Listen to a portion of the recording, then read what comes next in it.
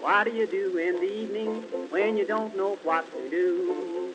Read a book, play a game, every night is just the same. What do you say if I tell you how to keep from feeling blue?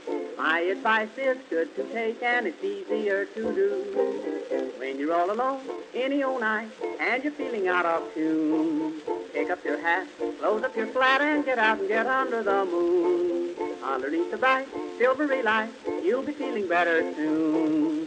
Pick up your hat, close up your flat, and get out and get under the moon.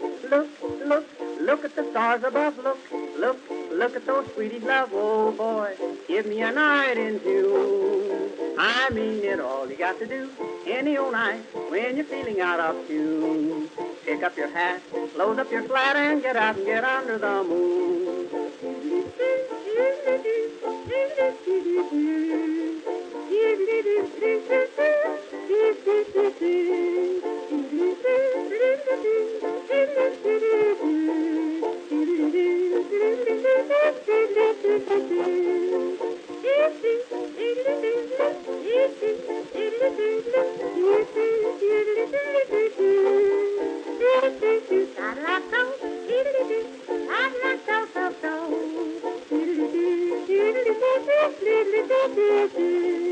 When you make a date any old night, gonna meet your sweetie soon. Pick up your hat, close up your flat, and get out and get under the moon.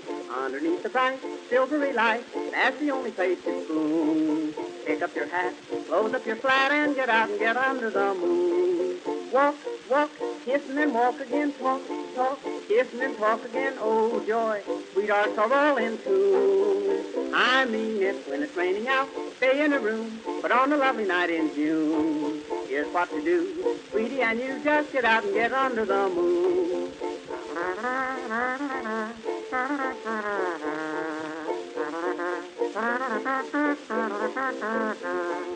If you're with a girl and she is cold, says she doesn't want her spoon, don't you feel blue? Here's what you do, just get out and get under the moon. If you feel a kiss and she gets sore, she'll forget it mighty soon. Don't stop to fret, she'll learn to pet when you get her under the moon. Indoors, there's not a thing to do. In-laws walk in and out on you. Oh boy, sister and brother too. I've tried it, just take my advice. If she is nice, nice as any night in June, just take her hand, she'll understand, and get out and get under the moon.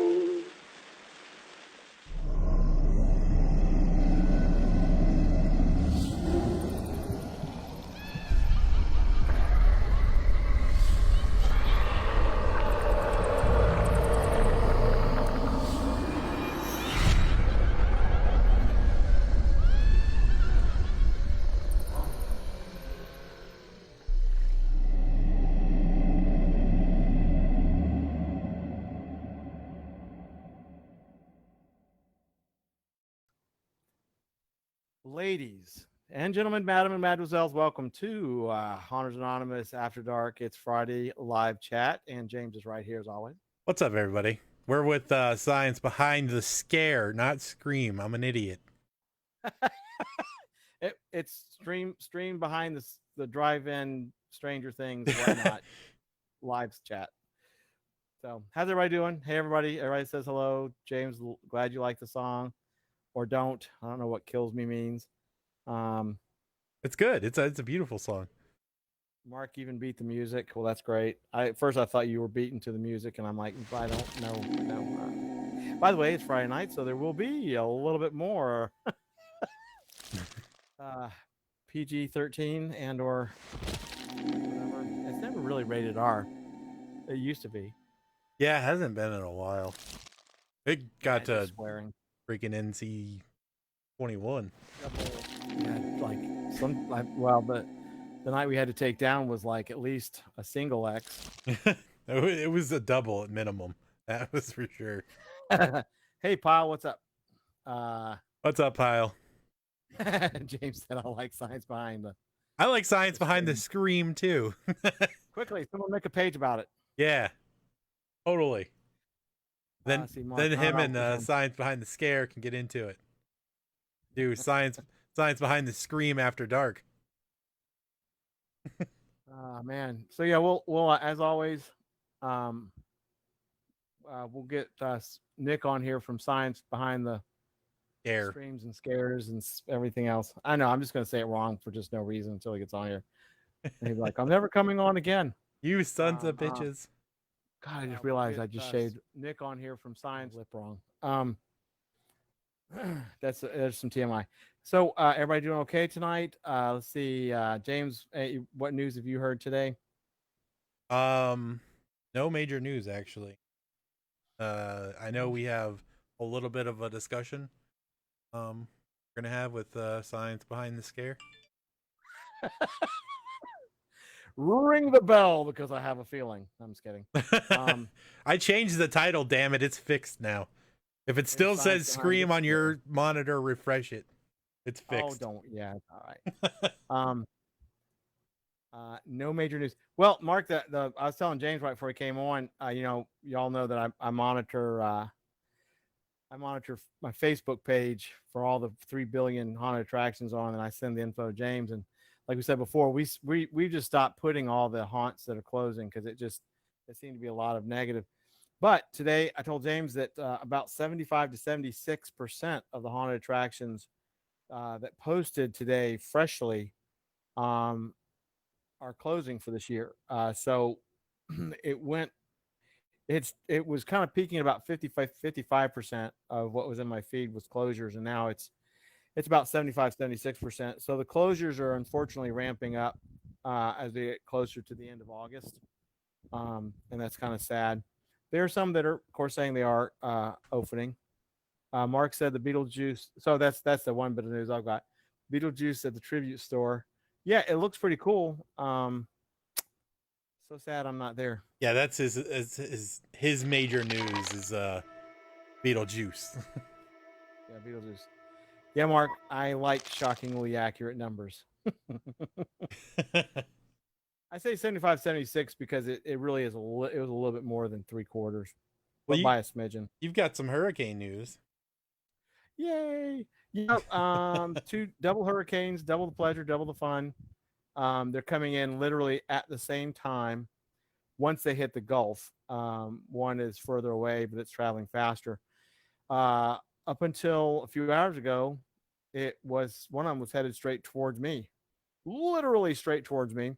And I checked again, and it has shifted westward. So, which is actually good news. I suspect it will shift again, but it will shift further westward. So I'm guessing unfortunately for these people, it will hit the one hurricane will hit, between the Alabama-Mississippi border, and the other one is still tracking to the same place, I believe, in Texas. But they will be just strangely close to each other, and they're both supposed to hit land at on Tuesday at 8 p.m. some time zone, like Central Eastern. I don't know anymore. This whole damn live stream has just screwed up my time zone abilities just thoroughly. So I don't. You want to talk about the flyer? Yeah, the flyer's out. Y'all shut your mouths. There's the talk. Man, I have posted that damn thing in so many places. Yeah, it's cool. How's everybody like the flyer? I asked James, was it worth the wait? I'm almost positive he lied to me and said yes. But so the flyer's out. I was going to get the event page up today. Today I got one event page up because I'm in hurricane mode for the neighborhood, especially people around me. So we've got some elderly folks and some people that have never been in a hurricane, and now they're losing their shit. So I just didn't get a chance to do the second one. So I will try to do that. It won't be tomorrow, but it'll probably be Sunday. Yeah. James said we got to see if Nick knows the science behind scaring a hurricane. Yeah, we'll see. Shall see. Yeah, Danny, actually Florida, the way it's shifting, Florida's not going to so far is not going to be as bad as it was this morning. So fucking hurricane saw the COVID cases in Florida and was like, nope. Nope. Yeah, and that's the damn truth. So we'll know more they start fine tuning it like probably by about Sunday, Monday. And by then they pretty much can say, well, it's not shifting anymore. This is where you're going. So anybody that's in the path of either one, um, oh, something's burning. Y'all be safe. Something's burning. I gotta go. Well, no, here's a quick one. I live across the street from a very, very large boat marina, Marine Max, and they're cool people. Sometimes not so much. Just sometimes they do something. Well, they moved a lot of stuff around in the corral in front of me. I think they're getting ready to put some more boat racks. But since they moved a lot of stuff around, they had a big amount of space, and because we have something coming, and actually we're already seeing whitecaps in the bay, but they just put a bunch of boats. They took all the boats out of the water that are typically on their dock. Beautiful boats. Oh my god, just beautiful. So I'm just wondering if one of them's on fire because I smell burning wood. So if they're in the stream, I have to leave. It's because there's a boat on fire, and I need to throw it in the water real quick and take it for a ride and put the fire out. Just kidding. Mark said you're burning your pizza roll. No, no. This is no joke, Mark. I like them crunchy. No pizza rolls. The deal is during hurricane, you try to. People do this in reverse. They buy a bunch of food. Oh my God, I'm gonna freeze a bunch of food. I'm gonna cook it. Well, if your power's out, your freezer is gonna not be so good, and you can't cook anything unless you got a grill. So I don't have no pizza rolls. I bought a bunch of cookies and chips. Oh, yeah, fucking clown's here. Where'd he go? He's here. Oh, okay. Well, let's say a magic word, dildo, and then he'll respond. Hey, Patricia, you're not late. Well, she's later than James. There you go. What is burning? Oh well. Just in time for Jabby to show up. His shenanigans. Wait till Keith gets here. God. Yeah, now they're taking their fight like into the comment section of the page. I know. Oh God. What's that? There may be some digital quarantining. I'm kidding. Yep. Well, let's move on with this fucking show. Friday. Yeah, it's almost quarter after, and I'm pretty sure a boat's going to explode within an hour. So let's go ahead and get it rolling. We've so if you have a refreshed browser, we have Nick from Science Behind the Scare, not Scream. You guys have all talked to him. He's been in the chat for weeks. He's super awesome and excited to talk to him. So let's go ahead and get this let's get this show on the road here. Yeah, let's go ahead and get him on so we can talk about driving things and damn it. Hey, how you guys doing? What's up, man? Hey, Nick, what's up? We switch to our next scene. All right, we should be good. Yeah, we're good. Are you putting him on video? Yeah, he's on. Okay. Taken care What, of. you guys got video twice in a row? I know they're gonna expect this shit. We can't have this. Especially 13 skeletons. I do too many things in the background to be having the camera on. And I'm surrounded by blue light in a very old chair, so I'm looking probably too creepy for anybody right now. So Well, I've got color changing stuff, but it messes with my green screen. Oh yeah. There you go. I keep forgetting about the lag. Well, dude, James is really good with interviewing so far, so he's probably gonna ask most of the questions. But of course, we get most of them from our lovely audience. But I'll start you off. Who the hell are you? What do you do? And thank you first for being on the show and watching the show for so long. So that's the first thing. But dude, just roll in and just talk about yourself. Yeah, I'm Science Behind the Scare. My name's Nick. Haunt actor. I am brand ambassador for Don't Be a Monster. And a little over a year ago, I was like, you know what? I'm gonna try to do a show. And I put a little bit of content out there, and I got a couple likes, but it's only seasonal. July, August, basically, is my season. And people were kind of waiting to see what would happen if I would come back or not. And I came back full force doing 2 shows a week. The whole idea is to take a deep dive into understanding what the science is behind haunted houses, behind prop making, behind mask making, lighting, all of it. That's awesome. That's very So you work where? The Dent Schoolhouse in Cincinnati, Ohio. Okay.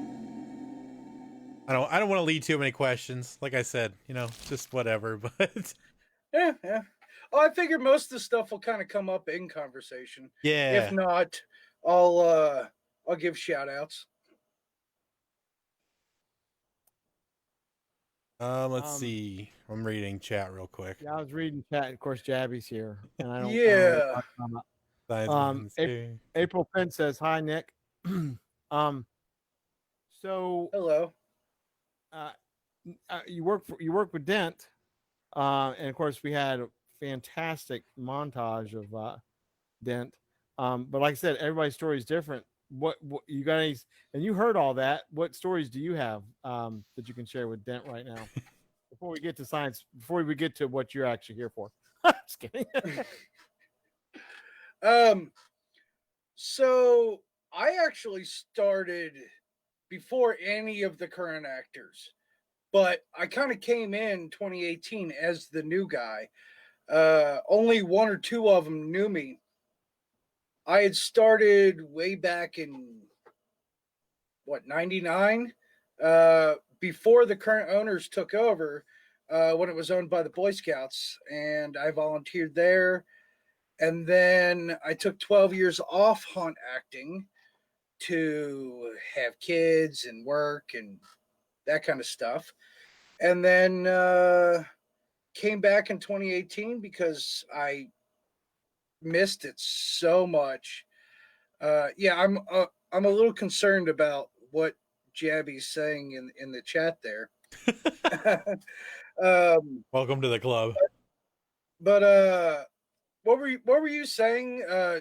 You talking like paranormal or? Well, I mean, yeah. Like I said, everybody, even at the same haunted attraction will have stories. Is there anything that sticks out in your mind? Any paranormal stuff, or what do you do at Dent? Okay, so as far as the paranormal stuff goes, I'm very science oriented. I obviously science behind the scare. I try to explain things away if I can. There's pretty much only been one time I haven't been able to explain something away, and unfortunately, it wasn't at Dent. It was at a house that I no longer live in.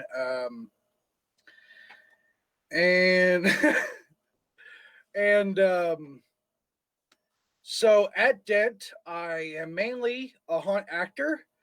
2018, I did some special effects makeup with them. And last year, I started helping out with their Don't Be a Monster program. Yeah, I want to talk about the Don't Be a Monster because that is freaking awesome. And we definitely need to get the word out about that. Yeah, absolutely. It's a great program. I'm going to have it pop up right there on the screen real quick, if you don't mind. Just proud to represent Don't Be a Monster. Oh, yeah.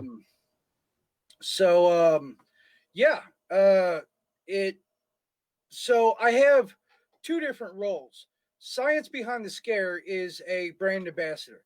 Basically, I just help share it out and get a little bit of people heading their way.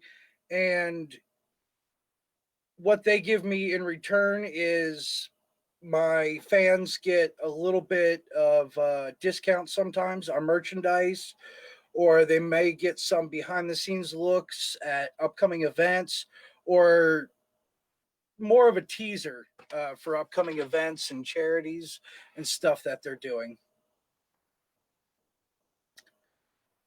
That's super cool, dude.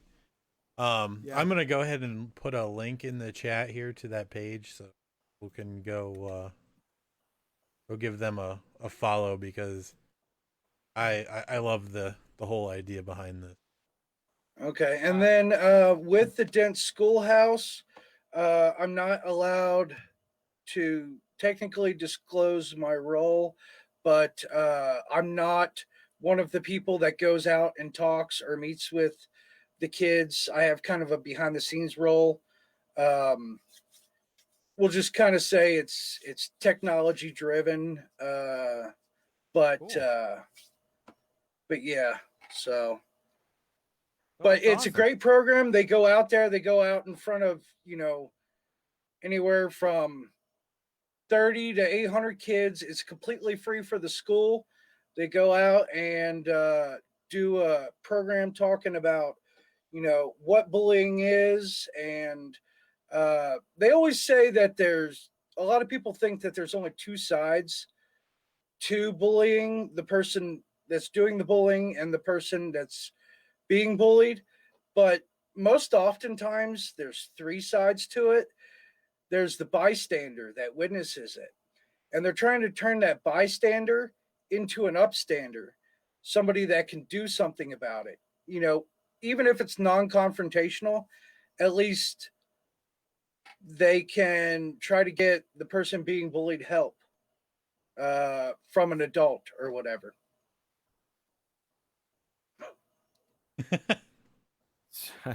He's the ice cream guy. Speaking of Don't Be a Monster, definitely go check it out. Several years ago, the haunted attraction that I managed and designed and everything else, we won't get into it. I actually had the owners. Sorry, it's Friday night. I had the owners actually get one of the Don't Be a Monster signs and the banners, and we displayed it next to the ticket booth. Somewhere I've got pictures where we displayed it, but it is a great organization. It's very, very cool. Yeah, I like that whole the representation of Frankenstein and how he is rough on the outside and all he really wants is to be loved, and everybody should accept everybody for how they look. Yeah. Oh, it's brilliant. amazing. Our Frankie, when you see when he comes out, kids go running up to him, and because in a lot of the videos that they show Frankie as the one being bullied, and kids go running up to this huge guy dressed all weird, and they just, I'm so sorry that you were picked on and you were bullied. It's okay, I'll be your friend. It's honestly heartwarming. That's awesome. That is totally awesome. So everybody go give a like to Don't Be a Monster. Definitely go give a like to Science Behind the Scare. Since you can't tell us what you do at Dent. Well, I can tell you a little bit what I do at Dent, just not with their Don't Be a Monster program. Oh, okay. James, by the way, James said that you're the ice cream guy, but that's yeah, I know, I saw that. okay. And I've told him I've been the ice cream guy once, but it was not the time that he's thinking about. But yeah, what I do at the Dent Schoolhouse is try to scare the pants off you. Try to using science, right? Yeah. Well, So the whole that's good. Yeah, the whole idea was that I was in a scene one day and I was having trouble with dialogue. I had a couple one-liners, but of course you don't want to yell the same thing all night long. It's annoying for you, it's annoying for, the group to come in after being in the scene before yours, hearing you yell that, and then coming into your scene hearing the exact same thing. Kitty, sorry, Kitty's clawing at my chair. But so I guess I had to come up with some more dialogue, and I was just having a hard time with it in that scene that night for whatever reason. And uh and I started thinking about it like, well, what's the science behind this makeup that I have on? Why did that makeup artist put that particular makeup on me? What was she trying to portray? How was this scene distressed? Is it meant to look like it's 1940s? So that would direct um, my words. I try to use older phrases and try not to use something newer like yeet or dab, Yeet. obviously. You just run out and yell yeet. I guarantee you there's going to be a couple kids super thrilled with you, though. Oh, yeah. But so I just tried to dive into the science of it all to help myself come up with dialogue. And I had recently been on James and Patricia's show, Haunted Honeymooners, and I was like, "Oh, that's a cool show." I wish I, had the balls to do something like that. And I kind of put the two ideas together and was like, "Well, what if somebody did a show like that, but different? All about the science of what goes into haunted houses and scaring." So that's where it came from. That's awesome. It's funny how That's super there's awesome. like everybody has their little niche too. Like I know with the Haunted Honeymooners, they're like huge into the metal and the haunted houses, and now they have their new thing that they're planning on doing. Um, and you're obviously like looking into the science behind the scare. We are like the home haunter forefront. So everything works really well. Now, I was watching the other day, your first time on Haunted Honeymooners when they had that issue, and hopefully all of that crap now is behind them. Um, did James look at the camera while he was talking? I was actually going to mention that because I've got it sitting right here. I forgot to mention it during their show. He was trying so hard. The time he looked at the camera the most was during Battle of the Five when the camera wasn't on him. I hope he's still in here for this too, because I love giving him so much shit about that. Oh, I know. I saw you in the comments. But here's my trick. I don't know how well you can see it, but I've got a little arrow. Oh yeah. And I just put that right in front of the camera that says, "Hey, look at this camera." And of course, you got a bunch of different scenes you got to switch to. You're not always going to be looking at the camera, but yeah. I am working on maybe possibly making a DIY teleprompter, and I'm probably going to do a video for it too. Nice. Nice. Yeah, the only reason I even give him crap about it is because when they first like changed their setup, the very first stream I was in there for after they changed their setup around, Trish was giving him shit about not looking at the camera like the whole time, that whole night. So now every time I go in there, I have to be like, "Are you looking at the fucking camera? Because it doesn't look like it." Well, it's different now too because of the new camera angle. Yeah. So he doesn't have the camera right in line with the monitor like I do. It's off to the side, so he's got everything going on over here, except he's got to look here. Yep. So, but I love their show. They do a great job. Yeah, their show is always fun. Oh, they're cool people too. Oh yeah, yeah. I am pleased, very pleased to be considered friends of theirs. So. Who won on the showdown? Because I didn't see that part. The Battle of the Five? Yeah. So Jason. the reigning champion is still Jason. Yeah. He went up against who was it? The Green Ranger, I think. The Green Power Ranger. Mm.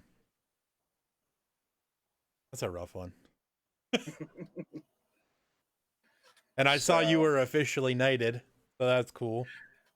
Yes, about time. I've been on that show so many times, with and without technical difficulties, and they've been on mine a ton of times. So yeah, it's a convoluted story of me, Max, and Alex of how that Toller brush came to get to their possession. Nice. But I love what they do with it. It's being basically upstanders within the haunt community. Yeah. So what nights and what times do you do your show? Okay, so this would have been better to say 2 months ago, because I do my show Wednesdays and Sundays. Let's see. I'm gonna have it pop up here. There we go. Wednesdays and Sundays at 7 and 8 p.m. I think it's Wednesdays are 7 and Sundays are 8. The text is cut off on the way the image is in the well, in the meet call. There you go. there Not we go. centered. This is just shows I got coming up real quick. That way I don't have to talk about them and I can still promote them. But yeah, Sundays at 7 and Wednesdays at 8 p.m. Now, starting here in September, I'm not going to have any format. I just want to get people on who have a haunt they are opening and promote their haunt. And I want to talk about the safety rules and concerns that they're going to be putting in place and that their guests have shared with them, and just talk about the fact that, hey, some haunts are still opening. Yeah. That's cool. I know that's going to be a big thing, is getting people comfortable with the idea of going out. Me personally, with my asthma, and I was in the hospital when I was 17 for like 2 weeks with pneumonia. So I am high risk. So I try to avoid as much stuff as possible. So I'm not doing anything this year. We're just staying home. But that's it's my personal choice, obviously. I know trying to get people to be comfortable with the idea of going to haunts and everything. So speaking of, I want to talk about this. Oh God, here we go. Oh God. I'm just playing with you. I mean, are you guys on a time limit tonight? No, we're never on a time limit. It's more of like a rage limit. How angry can we get before I start throwing shit? I hear you. Yeah. Well, just throw stuff on top of the fire and it'll burn. Oh my God. No, go ahead, Nick. Yeah, we're playing. Go do it. Yeah. Let's okay. go. So of course, you guys have had many conversations about this drive-through haunt. Yep. And the entire time I've been right there with you. It's a stupid idea. Somebody's gonna get scared, slam on the gas pedal, run over an actor, hit other cars. All of the concerns I've completely understood. But I recently saw an article from the Associated Press. It was put out August 19th. So brand new. And the way they're doing it is, don't think of a drive-through as in drive through the park. Basically, it's a building big enough for a car, and it's got a garage door on each side. You drive in, they close the doors, your car's off in park, so there's none of that can happen. And then they got these zombies that basically attack the car and smear blood all over it. Which, when I first saw this picture, I was like, "Oh, great! You're smearing blood all over the windshield, and they're trying to drive. That's even worse." Yeah. And then what these zombies were doing after the show is they were cleaning the car. That, oh my god, the time that it would take to do that. And then like liability for, you get one Karen in there that thinks you scratched her car. Oh my god. Well, I've got to put in here that it may have come out on the 19th, but what they're describing is the thing that's in Japan. Yeah. And in Tokyo, yes. Yeah. Yeah, and that sorry. And that was, I mean, the article originally started circulating an article about 2 months ago. And as it came to light, that's what they did. And I think it's like almost like a theatrical thing. The ones here completely misinterpreted it. And the ones here, and that one there is fine. I would get bored with it. I would not want anybody putting anything on my car or cleaning it, because you just don't know. You don't know what they're going to damage. But it's a cute idea. But the ones here literally consider it a driving experience. Like, we're going to put your ass in a muddy road and with JBL speakers, but you still have to have your FM tuner on, and we're going to blind you with $2,800 lighting systems. So it was completely misinterpreted here in the United States. And there is a drive-through haunt that's been operating, I swear to God, I can't remember where it is. I think it's in Texas for a few years. I could find who they are, but I went through 2.5 years worth of their posts, and every issue that we've described, minus people dying, they've had. They were closed on more nights because of weather, rain, flooding, and everything else than they were open. So it's not it, and I'll try to find it while we're doing this, maybe, but it's not a new concept. Here in the United States, there was only one place that did it, but it's a disaster. They just don't want to admit it. And the ones here, and like Scream and Stream, I'm sorry, Nick, I didn't mean to take over, but no, it's Rage Night. You made it Rage Night, and I love it. Scream and Stream, they've changed the location, so they pretty much lied about where they were going to be. Then they changed the format. So it's not even Scream and Stream anymore, quite honestly. The whole thing has changed, and I mean it's changed over a very short amount of time, and their pricing is outrageous. It's exorbitant. It makes me fume that they're charging for trick-or-treating of any sort. Yeah. It really pisses me off, honestly. We've had two folks, James being one, Mark being the other one, who've asked legitimate questions that have been deleted. Yeah. So that's my take on it, and the floor is back to you, Nick. Sorry. I mean, no. They may as well just change their name to like Drive and Die or something, because it's sorry, James. It's ridiculous. It's what it is. This is what happens when we talk about it. Because there's no scaring, there's no this, there's no that, no this, no that. So it's useless. And then they put out these promo pictures that literally look like the person wearing the mask in their car, which is in itself stupid, is running over somebody. Yeah, they're driving and running over the person who's trying to scare them.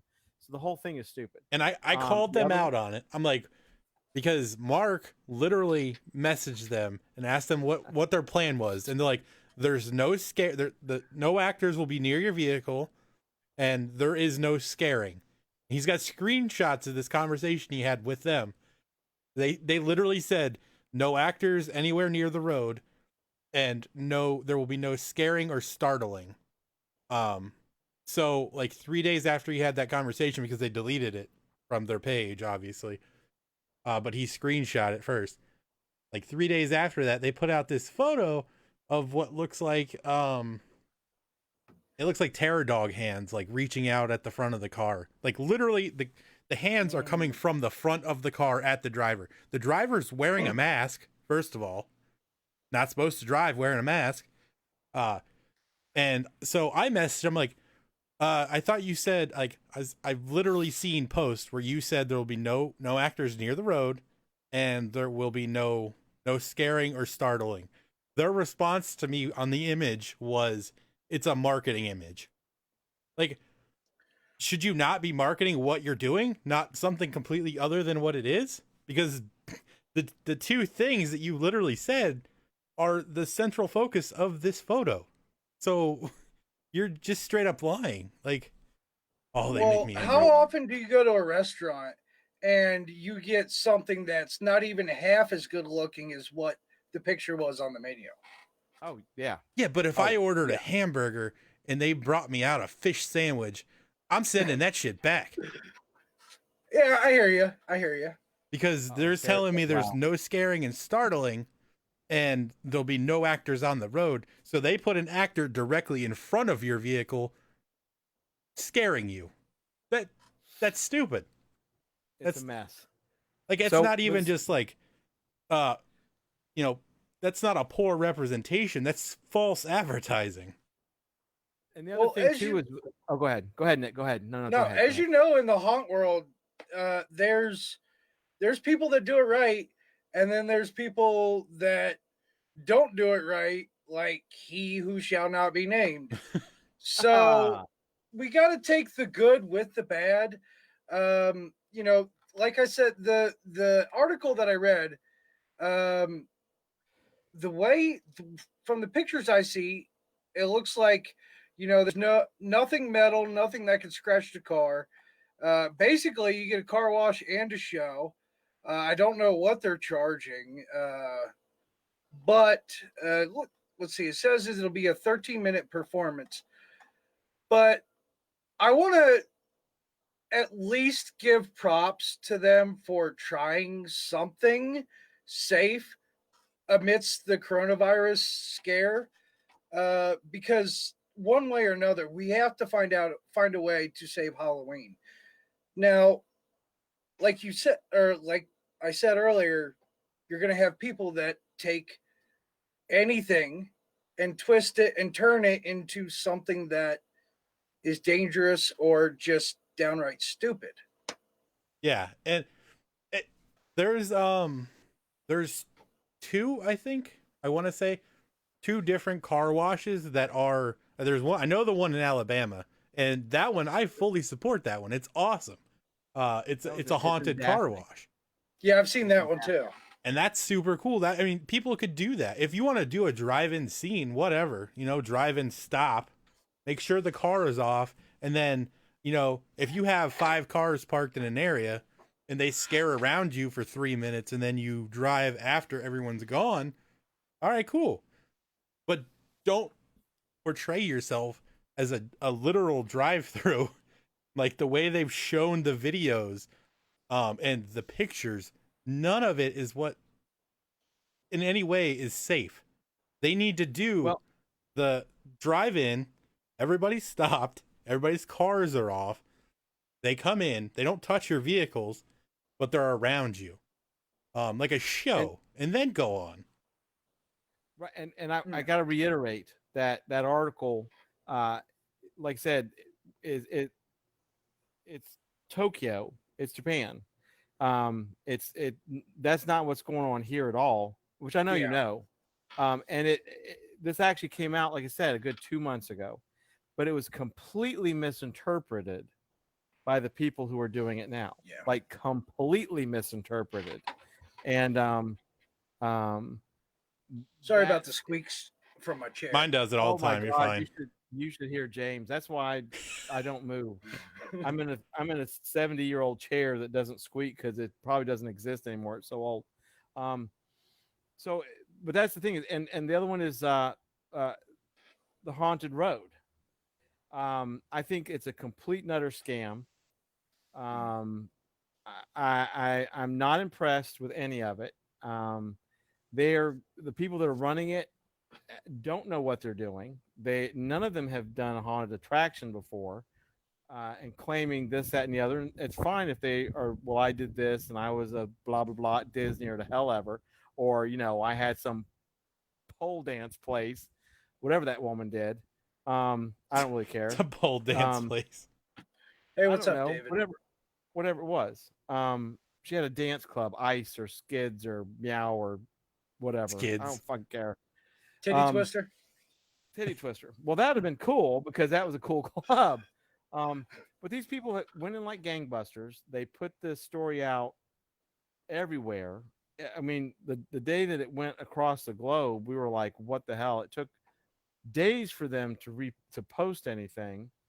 It's what's going to happen is it's going to fail. It'll open. It's going to fail miserably, and the people who would have taken this year to think it out for a year, just like with Scream and Stream, it'll ruin it for them. It'll ruin it for the ones that would legitimately take the year and go like, you know what, in 2021, we're going to open this thing up. We have thought of absolutely everything. It's the safest thing on the planet. This is this. But you've got these places who saw this article a few months ago from Japan that said it was a drive-through, which it wasn't, because that whole car wash thing or the whole in a building thing just came out, and they misinterpreted it, and now they're going to screw up the whole concept of it for anybody else that would legitimately want to take the year to do it next year. And they're doing it because they want to be first. Oh, we want to be this. Oh, we want to be that. Oh, it's Orlando's first drive-through dumbass experience. And this group of people who are, were experts at, I don't know, bedazzling fucking jeans or some shit.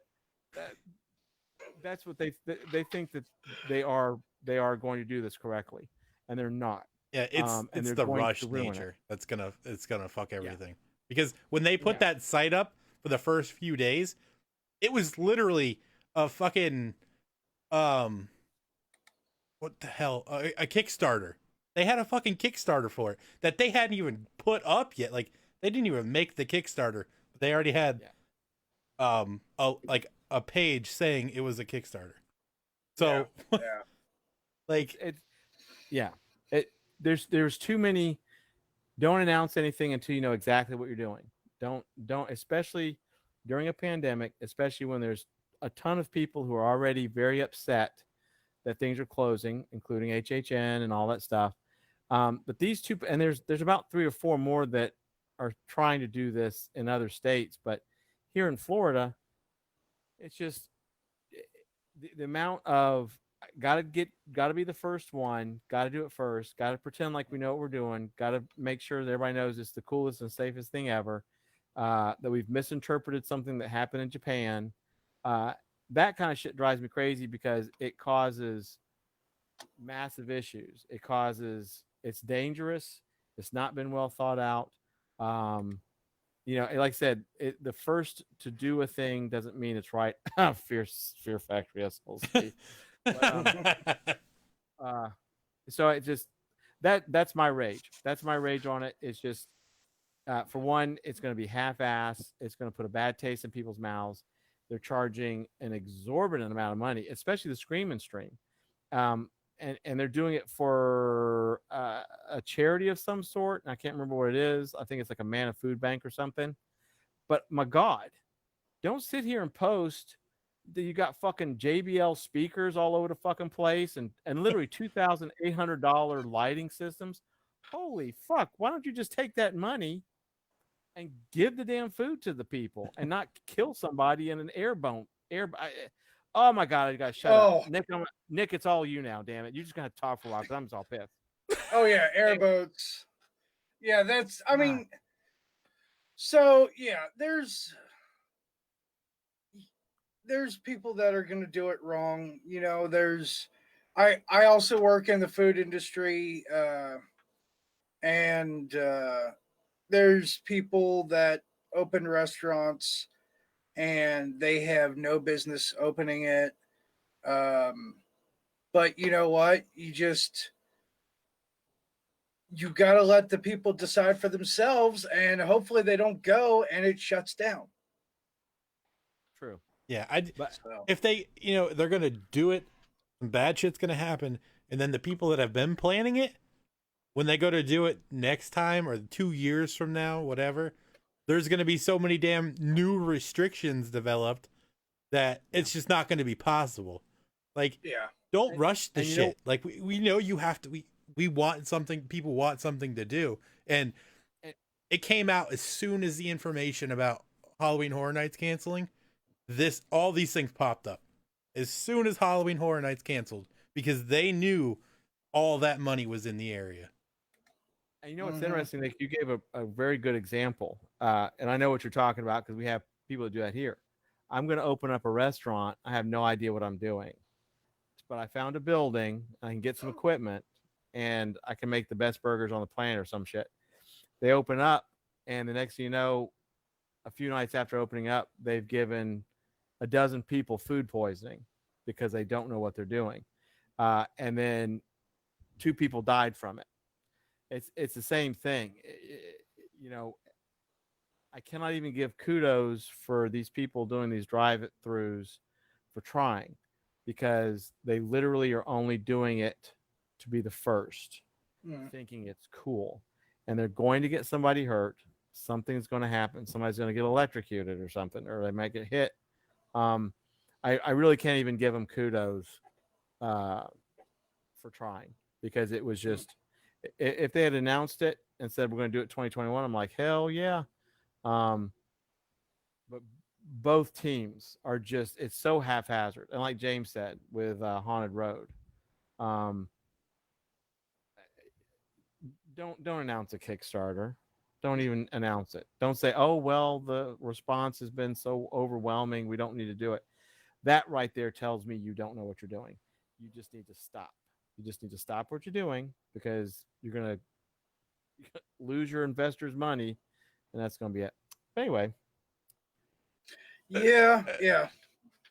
I know people want to have, like, we need to have a way to pump money into the haunted attraction industry, but being July to September is nowhere near enough time to develop a haunt, especially one that's literally not been done, so you don't even know the real logistics behind it. From July to September, to have that and say it's going to be safe and it's going to give the haunted attraction industry a good name, that is just overzealous and just stupid. Like, just so dumb. Well, we've got so in the restaurant industry, we've at least got your city or county board of health that puts or should put regulations in place. Of course, they can't be there 24/7, and that's why some bad things happen with some restaurants, unfortunately. But um in the haunted attraction industry, I mean, you've got what, the fire marshal with uh a few basic regulations, and some of these, I mean, there's various ones that have popped up. Some of these sound like they're on public roads, which that brings a whole new, you're going to have to get permission from certain people, which I don't think they'll get. uh if it's on private property, well, then you don't have to worry about the police doing that. But I don't know if it's outdoors what the fire marshal would regulate or not. But I think there should be a way to regulate some of these things. I kind of hate to say that, because I know, at least here in Ohio, we don't, haunts don't need any more regulations. Um, Ever since that Six Flags accident, Ohio's been pretty strict with their fire code. Mm-hmm. But I don't know. No, There needs to be something. Yeah, when that you're could talking with say- thousands of pounds of metal and people Yeah. around it, that 100% needs strict regulation. They need to, like, the number of people doing drive-through haunts. If that's your venture, you need to know, I'm going to be heavily restricted. Like, that's just got to happen for everybody to be safe. That should totally be a thing.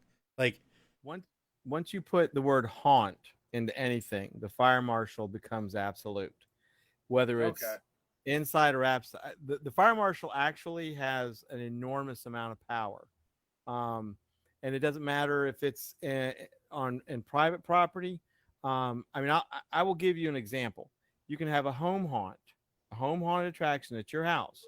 If you put up a 10 by 10 tent that somebody is going to walk through, even if there's nothing in it, literally, if it's just to keep them out of the rain, and someone calls and reports you, a fire marshal will show up to your house and tell you no.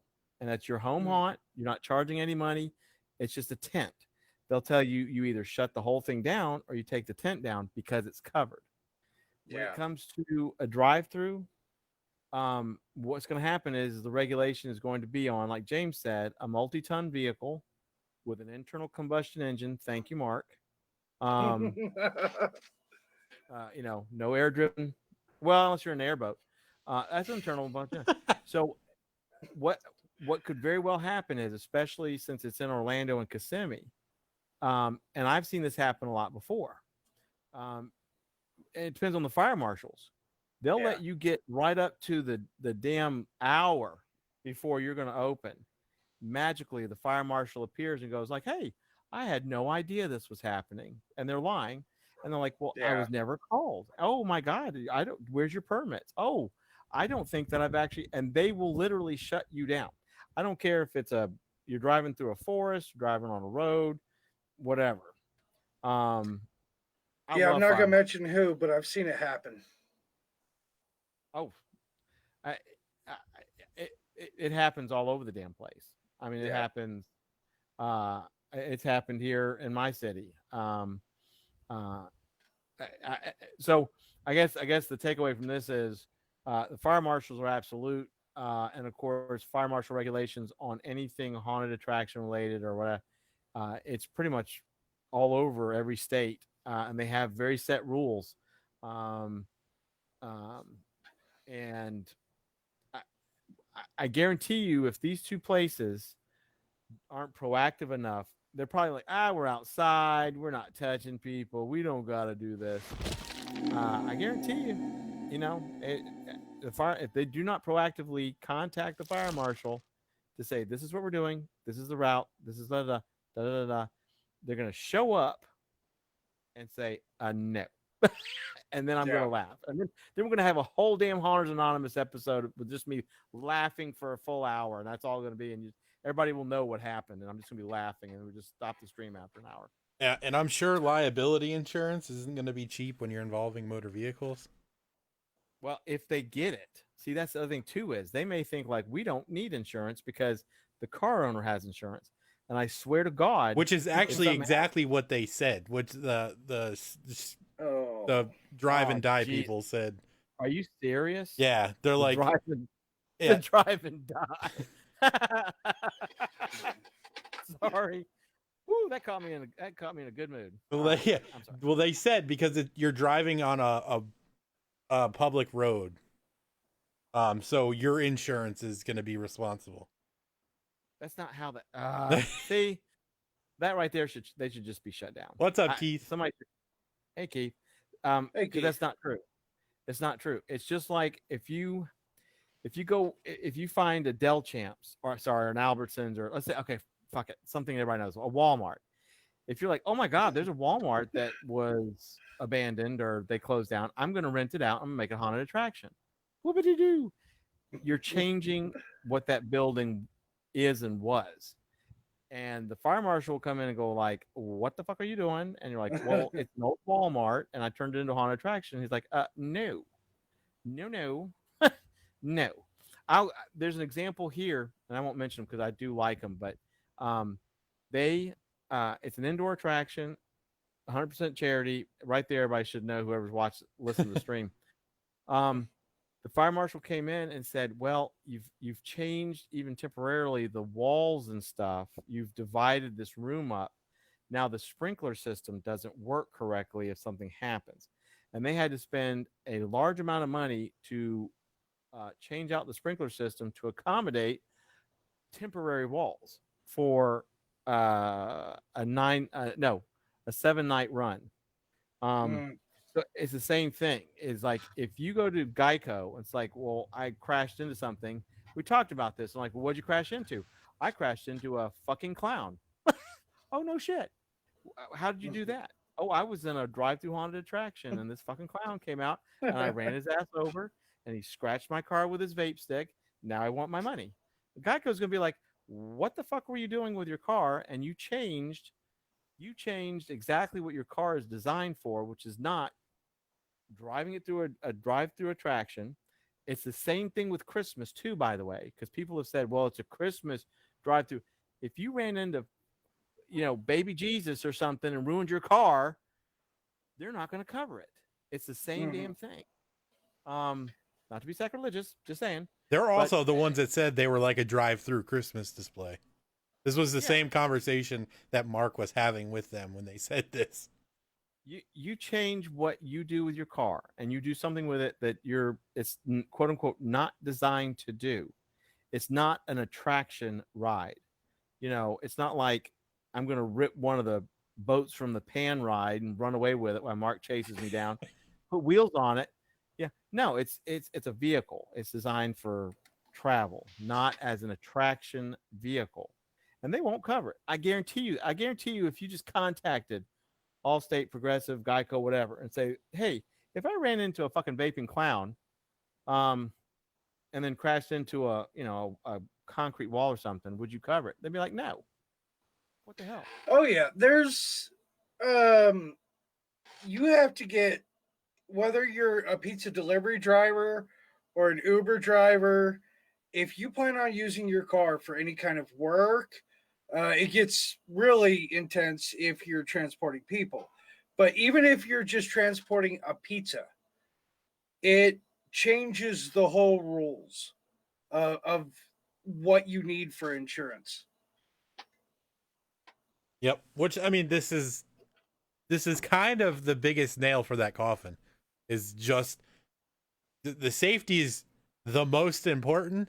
But I think what's going to stop them the fastest is going to just be fire marshal, insurance. There's just, unless they have some insanely deep pockets, which the Haunted Road may, because they very clearly have some decently strong connections, because two of the people that they had that did their little interview thing were media people. So it wasn't just like, oh, we're doing a live stream. Like, this was hosted by media people. So I will say though that there's some stuff. Now I'm only talking about this because it's kind of subject related. I'm not saying this about drive-through haunts, but the nerfing of some of the stuff that has happened, the foam padding around everything, kind of bugs me sometimes. I remember back in the day when I was a kid, there used to be this local community haunt. It was at a park. It was actually run by the city, and they would have a lawnmower with 55-gallon drums attached to basically red wagons, pulled like 6 of them in a row, pulled behind this lawnmower, and the kids would get in and they would get a ride around the park and then come back. Mm-hmm. Having, it's basically a hayride, but having little kids unsupervised on a lawnmower isn't something you could do anymore. A lot of the stuff, lawn darts were mentioned on this show, I think last week, that I miss, that I kind of understand, but I kind of don't. And it upsets me that a lot of the fun stuff has been taken away by people that are stupid. Yeah, stupidity has nerfed the fun entirely. Yeah. This is exactly, that's funny because that example is kind of what we were saying. The stupidity of what they're trying to attempt is going to ruin it for everybody else in the future. Yeah, I see that. So there won't be like the lawn darts anymore, because some asshole decided he's gonna throw together something in 4 months, and somebody got ran over. Well, I'm already Yeah. worried about a haunt opening up and not doing things properly. And, all of a sudden they trace all these things of coronavirus back to a certain haunt. And next thing you know, we can't do touch haunts anymore. Yeah. Fierce Factory SLC. 60 page manual. Bullshit. Yeah. Sorry, what? Yeah, it's there's so many sore subjects on this show, I swear to God. Fucking Spencer. I'm not going to say anything to that aspect because I've had him on my show. I know. Yeah, I know. So, which is fine. It's not Yeah, everybody's fine. thing. And No. it started out good. Started out good, and everybody else kind of ruined it. For me personally, that's all that it was. Wait, what part are we talking about now? The 60-page fucking $2,000 fuckfest. yes, Keith, lawn darts are fucking awesome. Nick is like, I told you I'm not talking about it. No, I was explaining to you the situation because you you Okay. obviously already know, but Well, yeah, we'll just, like I said, that we covered that so much, and I F-bombed like every other word during that, and so I think everybody that's listened to this knows. has listened, knows. And so, but no, I know you interviewed.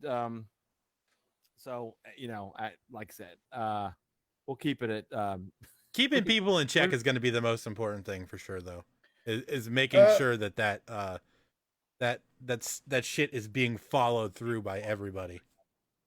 Another thing is if every single haunt across the nation opened their doors on September 25th, by the way, that is the opening day for the Dent Schoolhouse. But if every single haunt across America opened their doors the exact same day, and they all do it wrong, we won't know for a week or two until everything's gone awry. Somebody's got to be the first to do it and either do the best they can and it not work out, or do it correctly. And there's got to be a learning. That's kind of what science is all about, learning from your mistakes. Yeah, well, I agree with that. True, but that's very true, and you're 1,000% correct. But when the mistake is someone dying from not being able to breathe because of stupidity, then I think there's a boundary with that myself. I'm not saying that all haunts should close. I know that there are some, including Dent, that are doing it extremely well with everyone's safety in mind. But I also know that Dent's not like saying like we have the cure for COVID in here. Come, look at Clown's ass. Come look at Clown's ass. Where's Javi? Fear Factory. That's all I'll say. So yeah, so that's fine. But you've got some haunts that are calling themselves.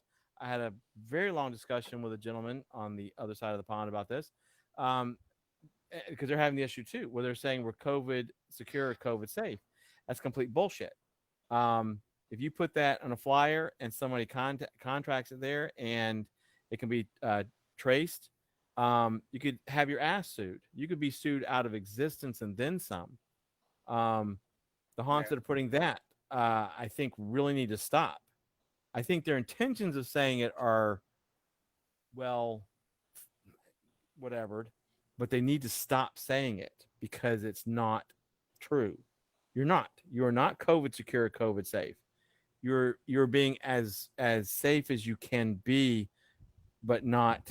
You can't promise anything, and that to me is a promise. There's just always going to be that risk, so nobody should say that they're completely safe or anything. It's everybody that goes out knows that they're taking a chance. So yeah, there's really no reason to even say like, "Hey, we're going this extra step," because you fucking better be, or you shouldn't be open. Yeah, and I also don't. Don't worry with making people sign a waiver about it. Either be open or don't. Don't say, well, we're open and everything is sanitized and we're skull checking you with a thermostat and blah blah blah, and all this stuff, and we're COVID secure, COVID whatever. But you have to sign this, and if you do get sick while you're in here, then not our fault. Do it or don't. Just do it or don't. That's really getting on my nerves too.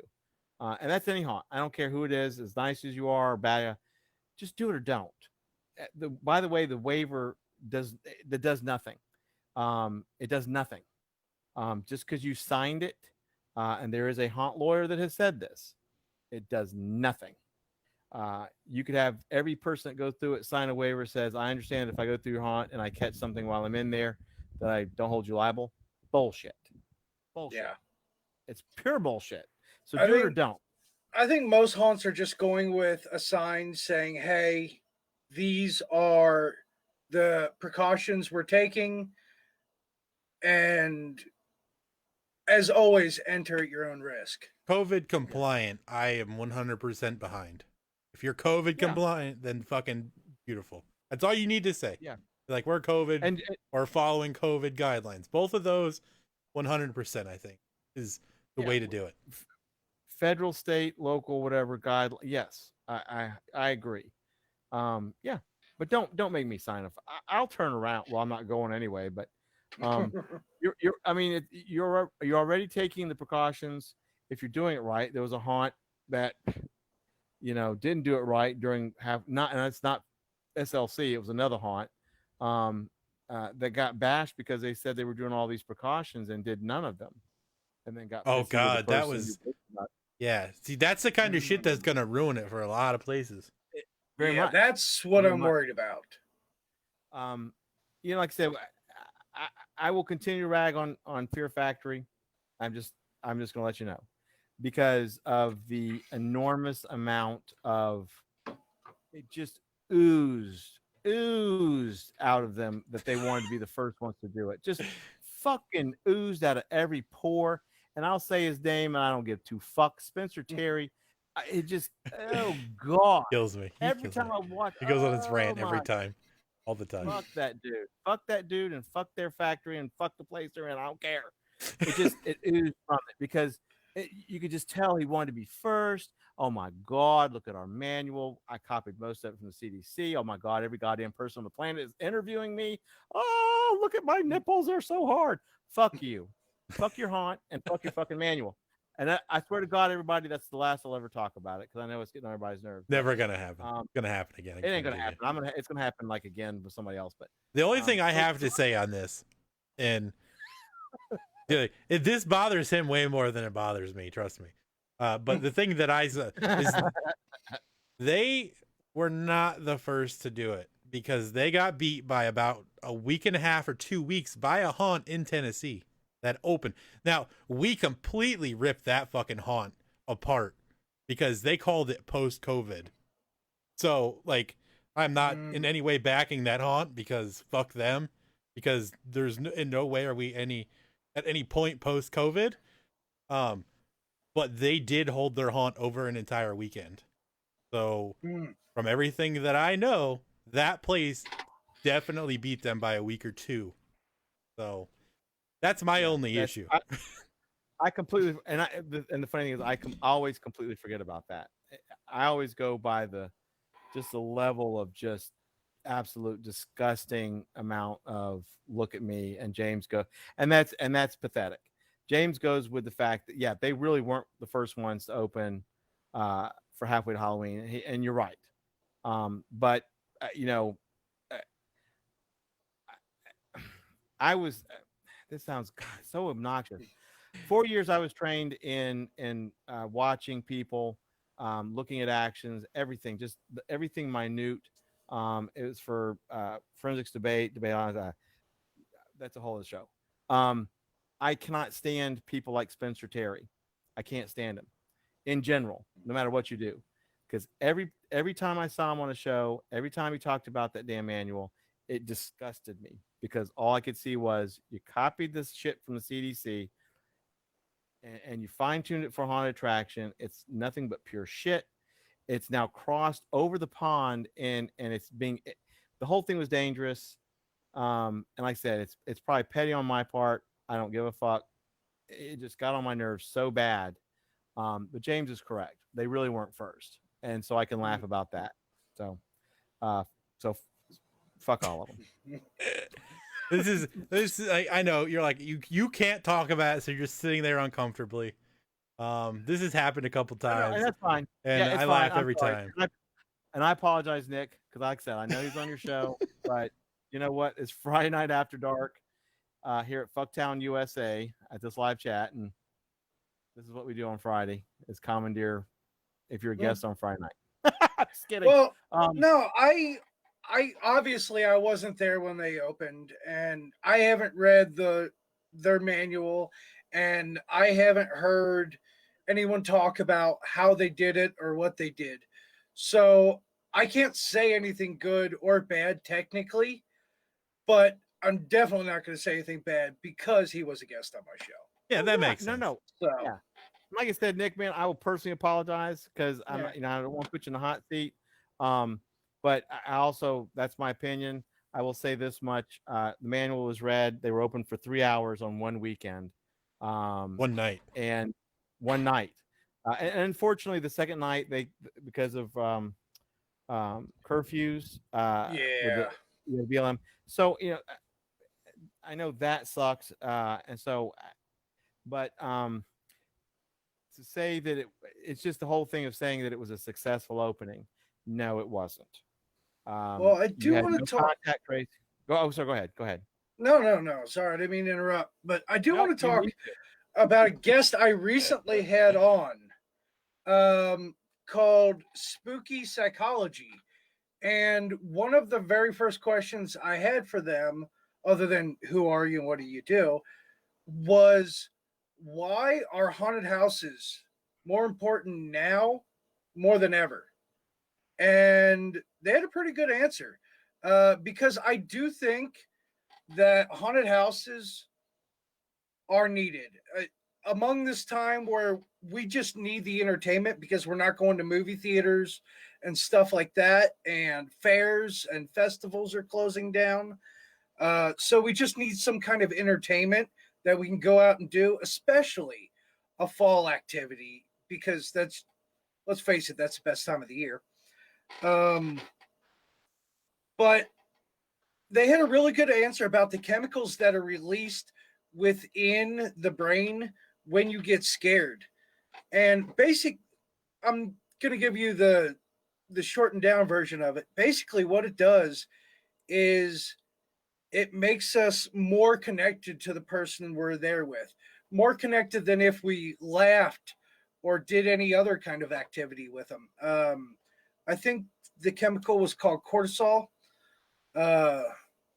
Correct me if I'm wrong in the comments, but and we need to connect, because among this, I love technology and all, don't get me wrong, but among everything that's going on, we need to connect with people right now.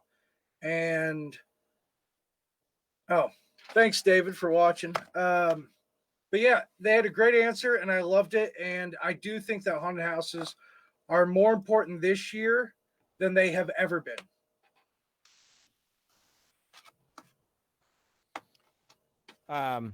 Thoughts? I agree. Of course, James and I, our focus is on the home haunt because even Alan Hobbs has said that he believes that the home haunt is going to be a huge focal point. But which I got something to talk about with that later too. But okay, cool. Yes, I mean, so much has been shut down, and so many people have lost jobs, and people want a semblance of normality. And of course, September, October, the normality for a lot of people is going to haunted attractions. The ones drinking a that PSL. What? Drinking a pumpkin spice latte. Oh my God! Thank you for clarifying. Yeah, I'll do that. I don't normally do. I'll do that this year. Or for me, it's hot chocolate. But yeah, a little bit of normalcy. Definitely. But I mean, And this is the sad part. The ones that are able to open and are doing it correctly, I wish them well. The ones that are being humble about it, I wish them well. The ones that are not able to open this year and will more than likely this will kill them next year. It's very sad because these people pour their heart and soul into it. So I agree. Myself, and I'll let Jane, they're very important this year. The ones that are opening, that can open and can do it safely, and like I said, and be humble about it, because they will offer that normality that we're used to. But of course, the home haunts. I think it's. I think for me, this year's the home haunts are. It's time to bring those back into the light that they've kind of been dimmed on for a couple of years because of the haunted attractions. People will spend a lot of money. So I agree. That's my answer for $1. Yeah, I do love home haunts. I mentioned in the comments a couple of weeks ago about it wasn't a home haunt, but the best one in my neighborhood was they had chairs set out. You could, when you got to their house, you could sit down, take a break from all the walking, and they passed out hot dogs, hamburgers, and cans of pop, and usually a can of beer for the adults. But there was a home haunt in my daughter's mom's neighborhood, and I don't know, still to this day, probably 20 years later, how they pulled it off, how they got a hold of it. But they had a jet, like a Navy jet, in their front lawn. What? That is so cool. They had a freaking F-16. I don't know if it was actually an F-16, but they had a freaking F-16 in their front lawn. Were they cooking the hamburgers and hot dogs with it? Because I want to go there. No, this was a different place. Oh wow, okay, damn it. I was like,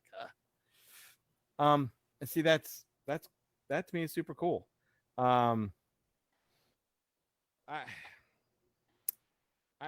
It's just sad, for such a perfect Saturday for Halloween that all of this is going down for any haunted attraction, any home haunt. There's some people that they do the walkthroughs in their home and they know they can't do it this year, and it bums them out so much they don't even want to do the display. And some of them like, well, we'll just do a display. Everything is so topsy-turvy this year. Trust me, I'd love to be going to all kinds of haunted attractions this year. I would love to be, maybe going to Halloween Horror Nights. Everybody knows that's a lie, but I would be. I would be going this year if it wasn't for, and I really don't care that much about Halloween Horror Nights anymore, but I would definitely be going still. Yeah. We all want to be doing something. We all want to be going somewhere. I mean, the haunts that are around me, like I said, 2 of the 3 that are within an hour or less drive of me won't be open. The third one, which is Creepy Hollow, that's Kevin's deal. He just kind of they're just pretend they're gonna say like, well, they're gonna be open unless they're told not to. And that's the unfortunate thing now is we still have a month and a half for normal opening in late September. And all that's the other thing too is all these haunts that are like we're gearing up to open, and they put all this effort and energy and money, and then in a blink of an eye they could be told, nope, numbers are too high, got to shut back down. Yeah, our local hospital just shut down. Like they're not doing any more procedures, like elective procedures, and no more visitors and everything else. And that was today. So I got really worried there when you said your hospital shut down. I was like, I did too. I was like, my God. Yeah, well, I meant to elective non-patients. Yeah. Okay. But I mean, that's how, because our area has been doing really well. So for it to start like exploding up here again, and there's 6 haunts within 30 minutes of here, so like fairly decent size haunts. So who knows what's Yeah. gonna happen with our little area. And see, I'm just like watching even you, James. this James conversation in the chat about him chasing Trish around naked in the house, just wearing the minister mask and hood. Oh, Well, we may need to get some people on some video here. Oh, I don't think By we're the way, ready to take speaking- this to Triple X right now. I think we're good. speaking of It is James, Friday. James called me out on his show last night and challenged me to Age of Empires 2. The only problem is, after purchasing it and downloading it, I have found out my video capacities of my PC do not support it. So I may need more than 3 weeks to upgrade my computer and be able to play that game. Yeah, Just don't take it to Best Buy. I told him Oh, no. we need to just get everybody that does the haunted attraction streaming and just get a group together and play Dead by Daylight. Dead by Daylight. I'll see if my PC can support that. If it doesn't run Age of Empires, it's probably not going to run Dead by Yeah, the Daylight. problem was DirectX 11, apparently, whatever that is. I have not played Age of Empires in a while, so Wait a minute. James says something about forfeiting. you forfeit. I he do says. not forfeit. I just need a little more time to, yes, to hell with Best Buy, but not with me. I just need a little more time to upgrade my PC. That just gives him more time to practice. That's funny.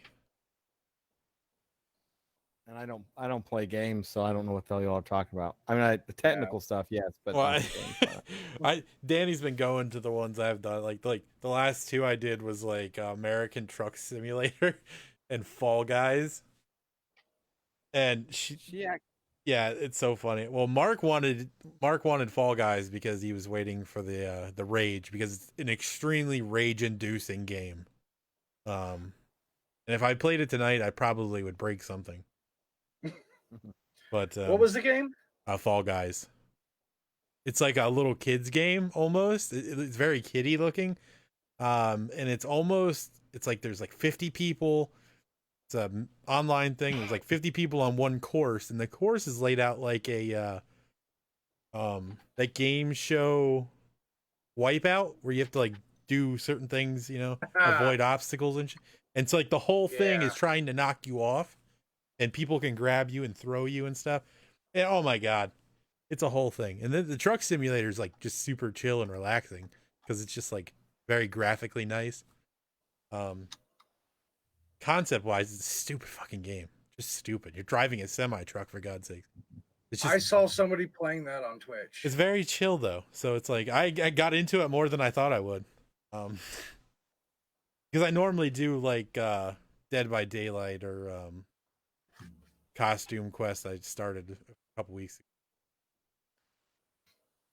You're a jelly bean dressed up in a hot dog suit. Basically, yeah, they've got all kinds of costumes and stuff.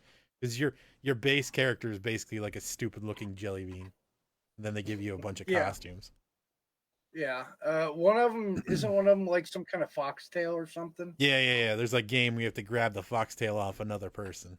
It's so stupid and infantile, and there's so many people playing it, and it's been one of the top played games recently. Like Fortnite, how Fortnite became like stupidly popular. So I love that you guys have done trivia. I want to know if you have plans to do any more, because on my show, I actually do a couple rounds of trivia usually with my guests. Oh yeah, we're gonna have another trivia night. Cool. I think I'm I'm doing the questions, so Yeah. it'll be like 2025 until we can do it. If that, we're looking at like 3642 or something. The 44th century. You'll get the Yeah, flyer out by year 3000. The questions will Year- be later. in the year 2525. No. Yeah. So, yes, we're going to do another trivia. I will have questions ready at some point. Might be one big question. Nobody can answer it for an hour. So, I'm sorry, Nick, but so you said you do some with your guests too, right? You said. Yeah. I actually. So it's called Scared Science. It's essentially a kind of a combination of Jeopardy, if it was about horror, and Who Wants to Be a Millionaire. So I'll have, let's see if I can have the game board pop up here. There we go. I have all these different topics, and it's 2 rounds, 5 questions, 5 topics per round, and topics can't be repeated. So they have to pick 10 of the 16 topics that I put up. And once they give me a topic, I'll go through and give them a point value, whether it be 1 to 10 or 1 to 30. Jeopardy has their, daily double, I think. Mine is haunt values. And if you're unable to get the answer, I have a bloody reprieve that gives you a second chance and gives you a hint or clue, but it cuts your point value in half. And it's mostly about horror movies, but I've got a little bit about Halloween history, haunted places, and other stuff like that. Yeah, that's awesome. That's way fucking like 700 light years above the fucking effort we put into it. Well, you guys are doing it with the entire community. Yeah, it's not guests, so. Yeah, I do it with just 1 or 2 people, so it's a whole different. Knowing us, all of our people would get into it and start cheating. all the commenters. James, you didn't even get the Friday the 13th question correct. Oh damn! You're about to get unknighted. You, sir, will no longer be. Oh, probably. Trish had to bail him out, and she got 2 of the daily doubles or haunt values in a row. So. Yeah, that's awesome, dude. I appreciate the effort you put into that because I know how much effort goes into just finding fucking questions. Yeah, I'm starting to run out of questions. Yeah. Well, that's like the first one we did like 30. And then I was like, I was stretching it just coming up with 30. Because, you have to actually like look into them and make sure that like the sources you're getting the answer from are reliable sources. And yeah, it takes longer than you think it does. And not to mention, we do 3 damn shows a week. So it's like, what are we going to talk about? And don't think we're skipping over this Dunkaroo conversation because this shit's happening before we leave. That's going to happen. But right now, James is trying to antagonize me. He said it wasn't even the real toilet brush. Wow. That gauntlet's been thrown. You're gonna have to get your system set up. And this Age of Empires is getting a little more serious. Well,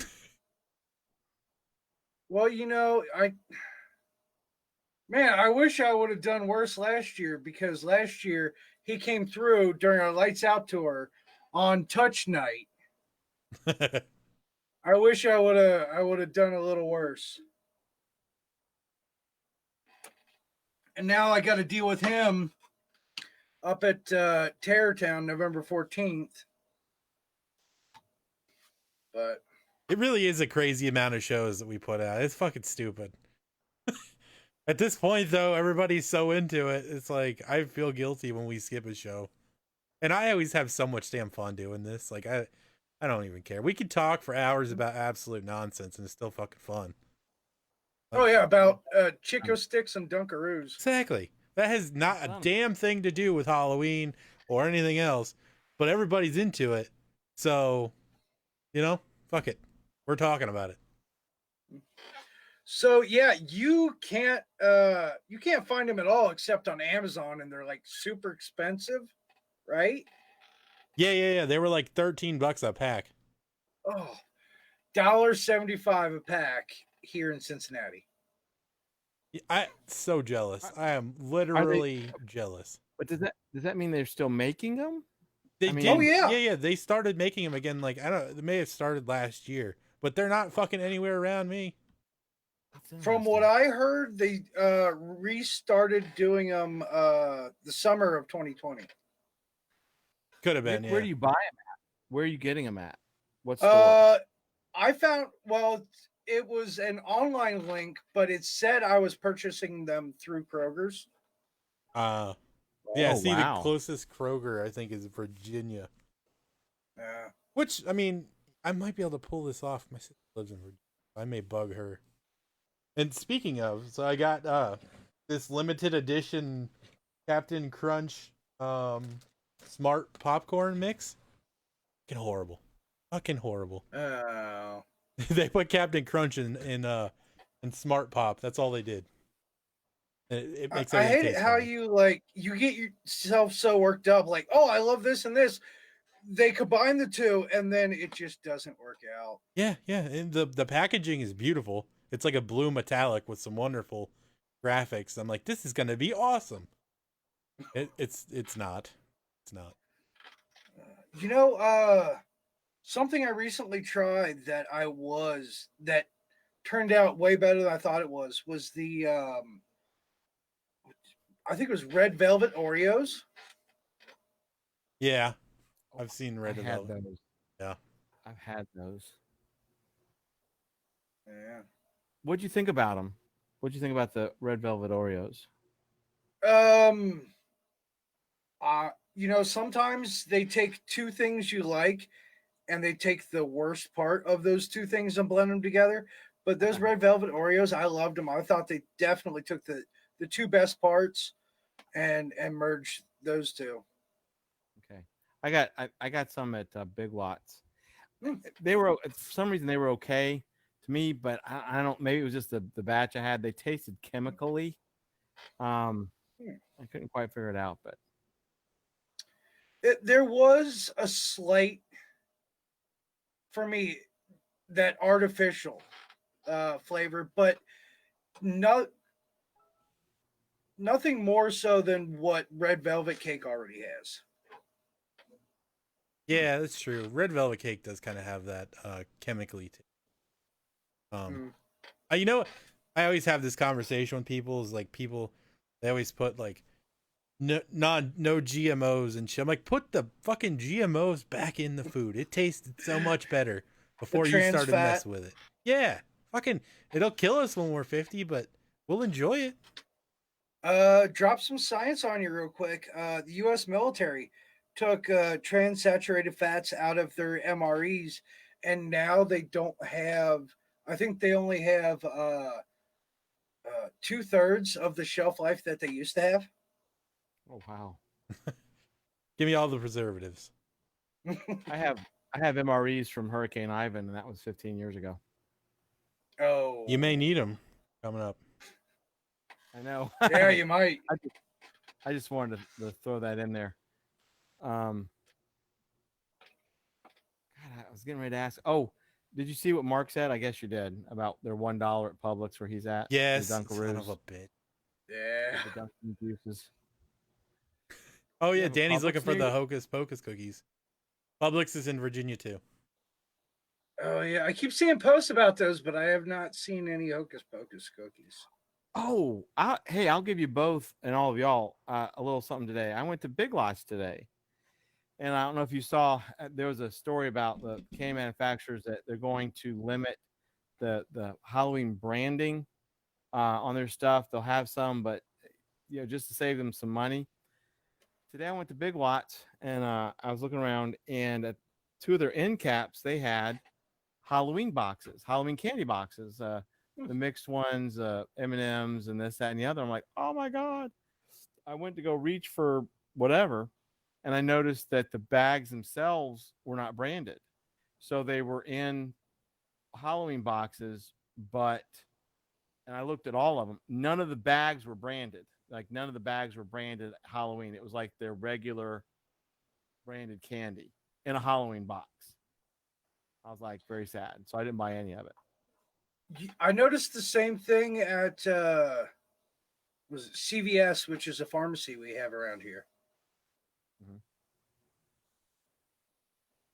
I have a couple of CVS's next to me. They're just not in good parts of Pensacola, so I don't go in them. I just leave them alone. There's bad parts of Pensacola. Yes, there is. They contain CVS's. I mean, we have beautiful parts too, but they don't have CVS's or anything like that. Hell, the one Walmart I go to next to Lee, is about the only place that I will go into still very sparingly, specifically looking for Halloween candy. I really want to get a bag of those Thanksgiving candy corns, but I just don't want to go into Walgreens. Well, they won't fucking put them out. I'll tell you that much. Two of them out now. Here. Two of them, and they won't do it. But I was when I went to Big Lots, I was so excited. I'm like, Halloween candy, and we all know it's the same flavor as regular one, but the fact that literally was not in a Halloween branded bag really kind of like, oh, what's the point? Yeah.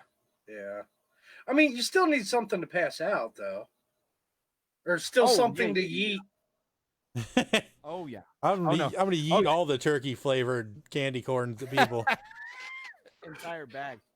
Yeah, this was just my traditional first found Halloween candy of the season. A friend of mine said that she showed pictures of it. She found here in Pensacola.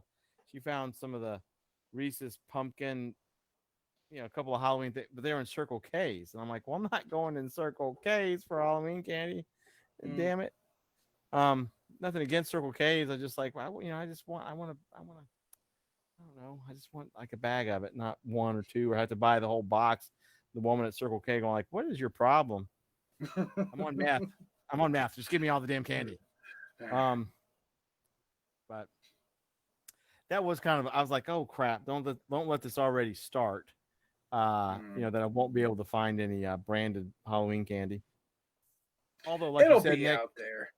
Yeah, I'll eat whatever. The kids don't care if it's got a ghost on the package. They don't care. Just give them some candy. So I'll definitely be eating some treats.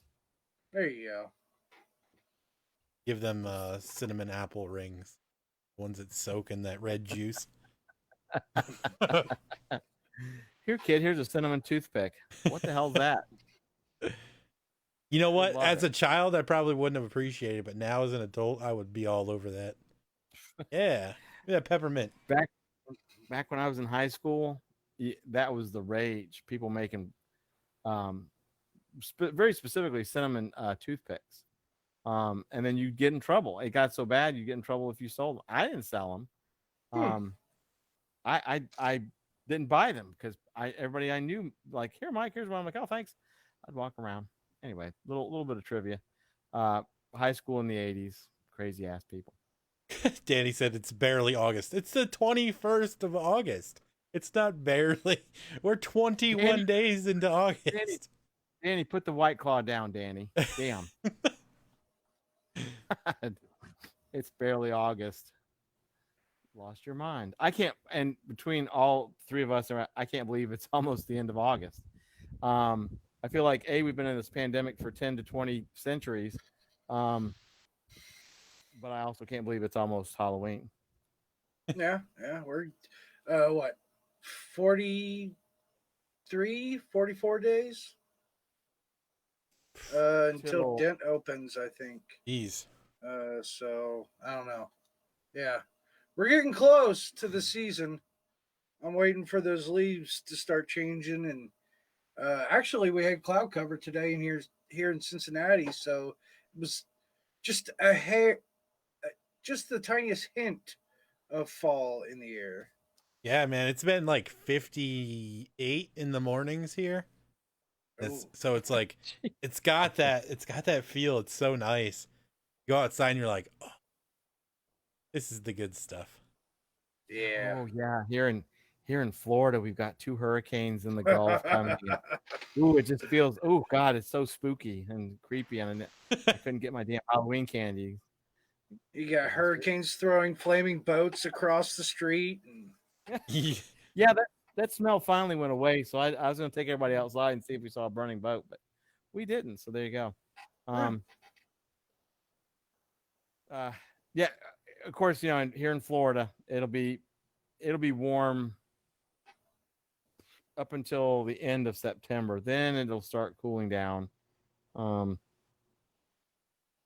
Yeah, well, we actually get leaves changing, and like it's like 31 degrees on Halloween night.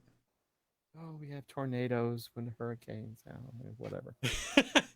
It's still, I don't know. I don't know where where my voice fan is. I remember Dent Schoolhouse last year. They did. I don't remember the exact temperature, but I know it was at or below freezing on Halloween night. And it was like 50 degrees for our Christmas event in December. I think it was the first and second weekend of December. You're in Cincinnati? Yeah. Yeah. So you're still, I guess, technically further south than where I am. But here in Florida last year, just this because this threw everybody off. It was probably in like the very low 70s throughout October. Very pleasant. Sun was out, not too bad. You could wear short sleeve and shorts on stuff, but you were like, thank God it's not like 90 or 100. Yeah. And this is no joke. On Halloween, and that was up till October 30th. 70 degrees. I was, adjusting lights at night. Oh, it's so nice. I could just lay out on the porch, whatever. And then Halloween night, it was at like 32, 33 degrees. It was freezing. It literally just dropped that quick from the 30th to the 31st. And our trick-or-treaters just, there weren't as many because it was so cold. It was weird. Sorry. Yeah, I feel like that's kind of what happened to us here in Cincinnati too.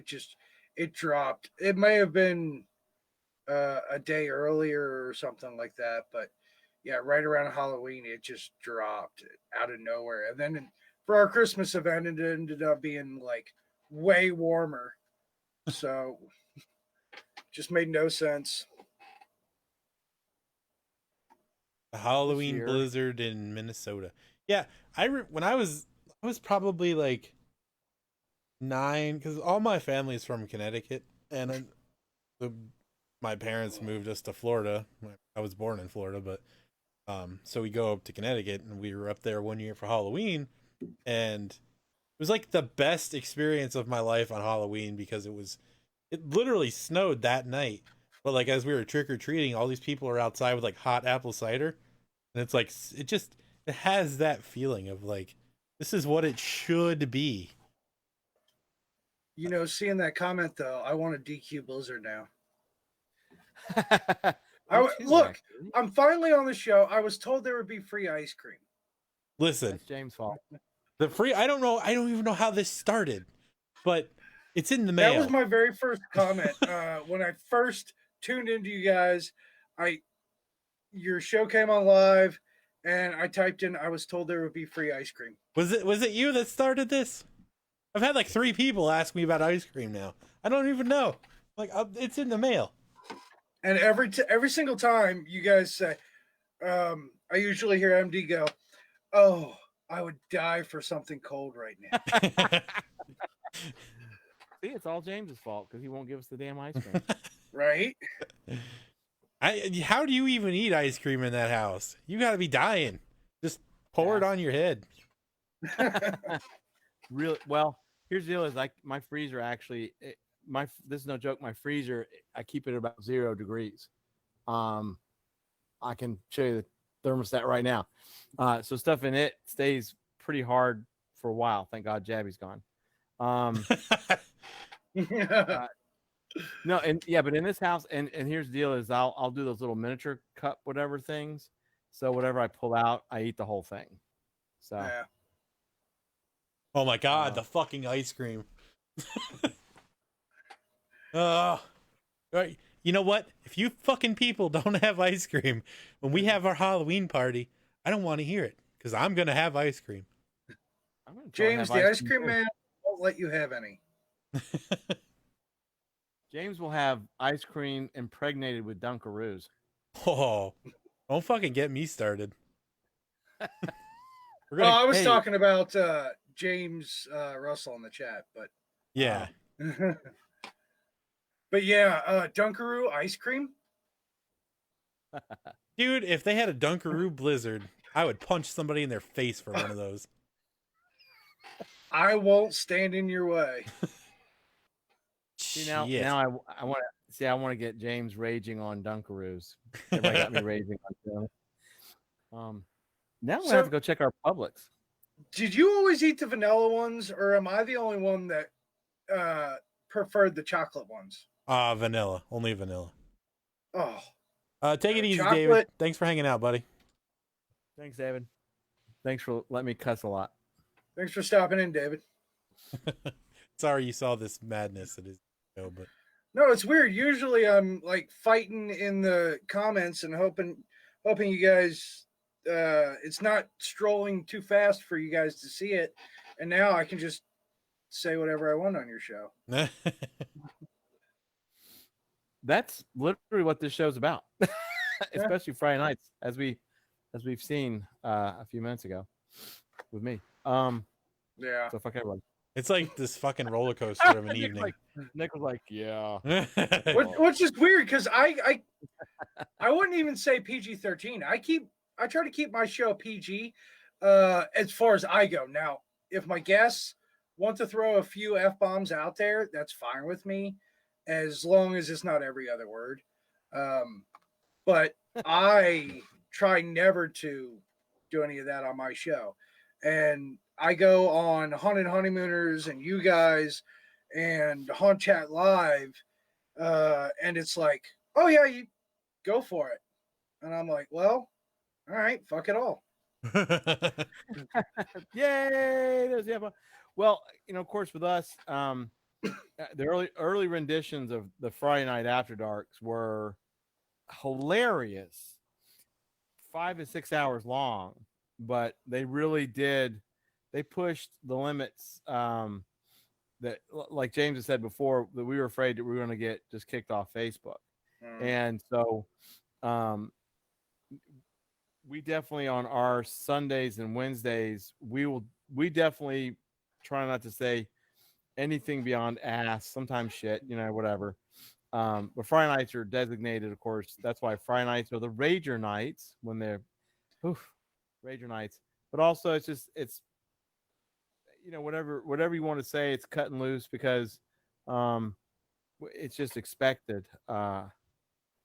And my thing is, I went to Catholic school for 8 solid years, and all the nuns said, if you say one single cuss word, that means that you are stupid. It means you're ignorant. It means you are unintellectual. And for 8 years, I believed that. And I went to high school. I was like, fuck this. And now I just cuss all the time. I'm 50. I can cuss. I'm a half-century old. Fuck everybody. So fuck yeah is better than any other word in the English language, in my opinion. There's no other word that is as versatile as the word fuck. Absolutely. The Absolutely. most versatile fucking word. Abso-fucking-lutely. Yeah. And I promise that like I really don't swear like nonstop all the time in regular life. Sometimes I do, but people that get so upset about swearing. I mean, there are a few words that are highly offensive, swear words, not racist, homophobic, and all that stuff. That's all should never be said. But Yes, agreed. especially the British people, there's a couple words they like, and to me it's hilarious. But and I would Bollocks. never say what bollocks. Bollocks. I was thinking, yeah, we could go with that. You're just an angry old man, MD. Thanks, Mark. You're right. But yeah, like I said, Friday night after dark, and that's why we call it after dark. It's designated for having, kind of like just a more nonchalant. That's why we started making Sundays like a mild and chilled out, and Wednesdays are whatever they are. But see, we have fantastic guests like you, who will come and hang with us on Friday nights and cuss with us, and then listen to the raging and rage a little bit with us about things, Jabby language. Well, Jabby gets woo. I've seen. I mean, he doesn't necessarily only do it on Fridays too. Yes, that's well. If you notice, I call him out on it too. Yeah, on Friday nights, if he says something and I'm like, oh, haha, and I'll repeat it in audio. But you'll notice on Sundays and Wednesdays, I don't. If it's in chat. But the idea that we put this on YouTube so people can see the chat and the screen, and then we actually send it off as audio in an actual podcast format. It's one of those things that if you can tell people, hey, Friday nights get a little wily, but Sundays and Wednesdays, totally most of the time the kids could listen to it. Fridays not so much, especially early Fridays, because ooh boy, this was even before Jabby. Jabby thinks he's cute. Jabby needs to go listen to the Friday nights we had months ago. I think he would even blush. Lord have mercy. It just reminds me of that. Oh God, what's that movie? With the dude Jeff Bridges. Why can't I think of the name of it right now? Oh my God! Now you got me not being able to think of it. The Big Lebowski. Oh, good for us. But yeah, where he's sitting at the bar and the guy's like, "Well, do you have to use so many cuss words?" And he just looks over at him like, "What the fuck are you talking about?" To me, swearing is the ability to be floral with a sentence. If you're in the right company, I mean, I personally, if I'm not in the company that I know will actually appreciate it. But if I'm in the right company, like tonight, James, you, this audience, they're all used to it. Absolutely. Like I said, now, like I said, being racist, sexist, homophobic, anything that that's one of our biggest rules is none of that. Now, no hate speech. No hate speech. Yes. Don't be a monster. Exactly. That of course, absolutely. I'm not like that. James like that. You're not like that. The folks here are not like that. Even Jabby in his wildest, talking about his infatuation with Keith's small balls. I don't know. Him and Keith, man, they got the best war going on. Yeah, but even they do. But even in all these people's iterations, that none of that, and that's what's so cool about, to me, this group and the chats and the guests like you that we have on is we can get wily, we can rage, I can F-bomb, SLC to the nth of days, and people can agree or not agree. But I'll never be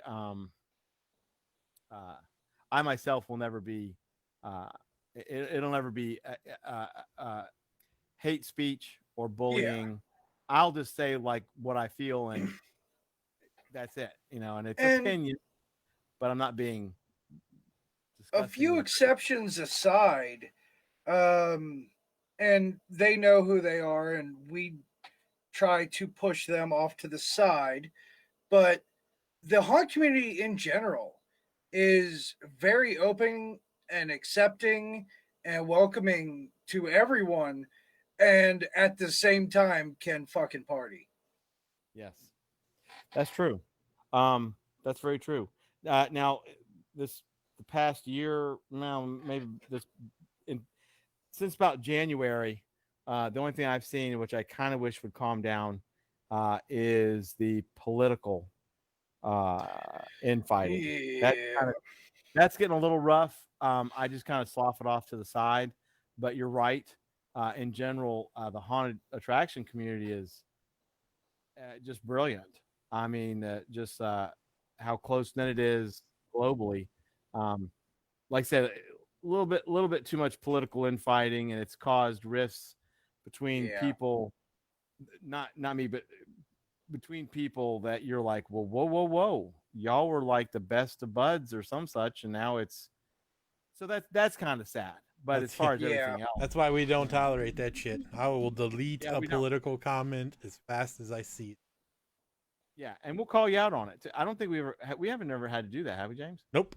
I don't think so. We've never actually Yeah. had to remove anything for any of the like I hate vote Ross speech. Perot.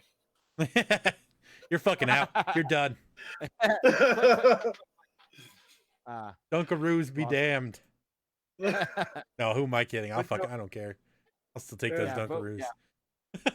but no, Nick, you're completely right. You're 1,000% correct. It's the haunted attraction community um, is an exceptionally tolerant, awesome group, and then of course you've got uh, Don't Be a Monster. Then you've got Haunters Against Hate. You've got groups in the haunt community that are so damn specific about tolerance and Yeah. love each other, and it's just so brilliant. It's so brilliant. Um, I go off on certain people and things and such like that, and once again, that's all. It's really business. It really is business oriented. I would never ever say anything to or about a person um, in a like we just talked in a hateful way. Well, we Meaning, jab each other all the time, whether it's, you know, trying to jab at James for not looking at the camera, or him jabbing at me about, not really being knighted, um, or jabbing at you guys like, oh, come on, I thought you guys were go computers, can't get chat working, or whatever the case may be. We yeah, all James. love and respect each other, really, but we'll kind of poke jabs at each other.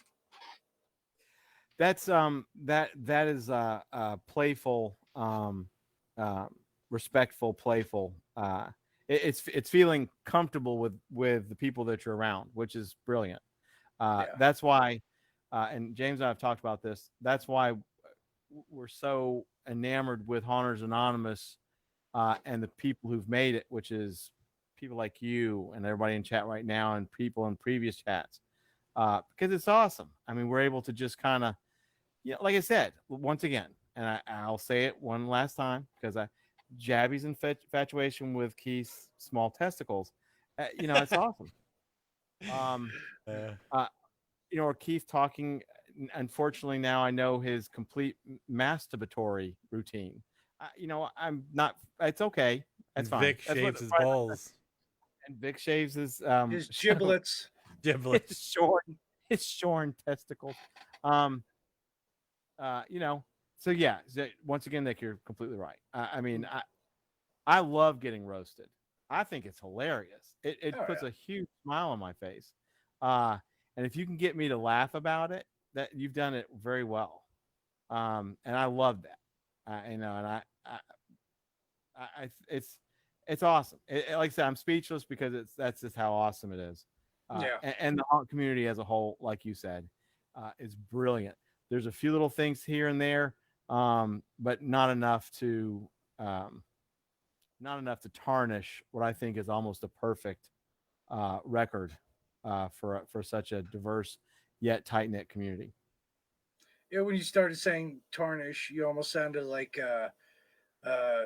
James on Haunted Honeymooners talking about his toilet bowl.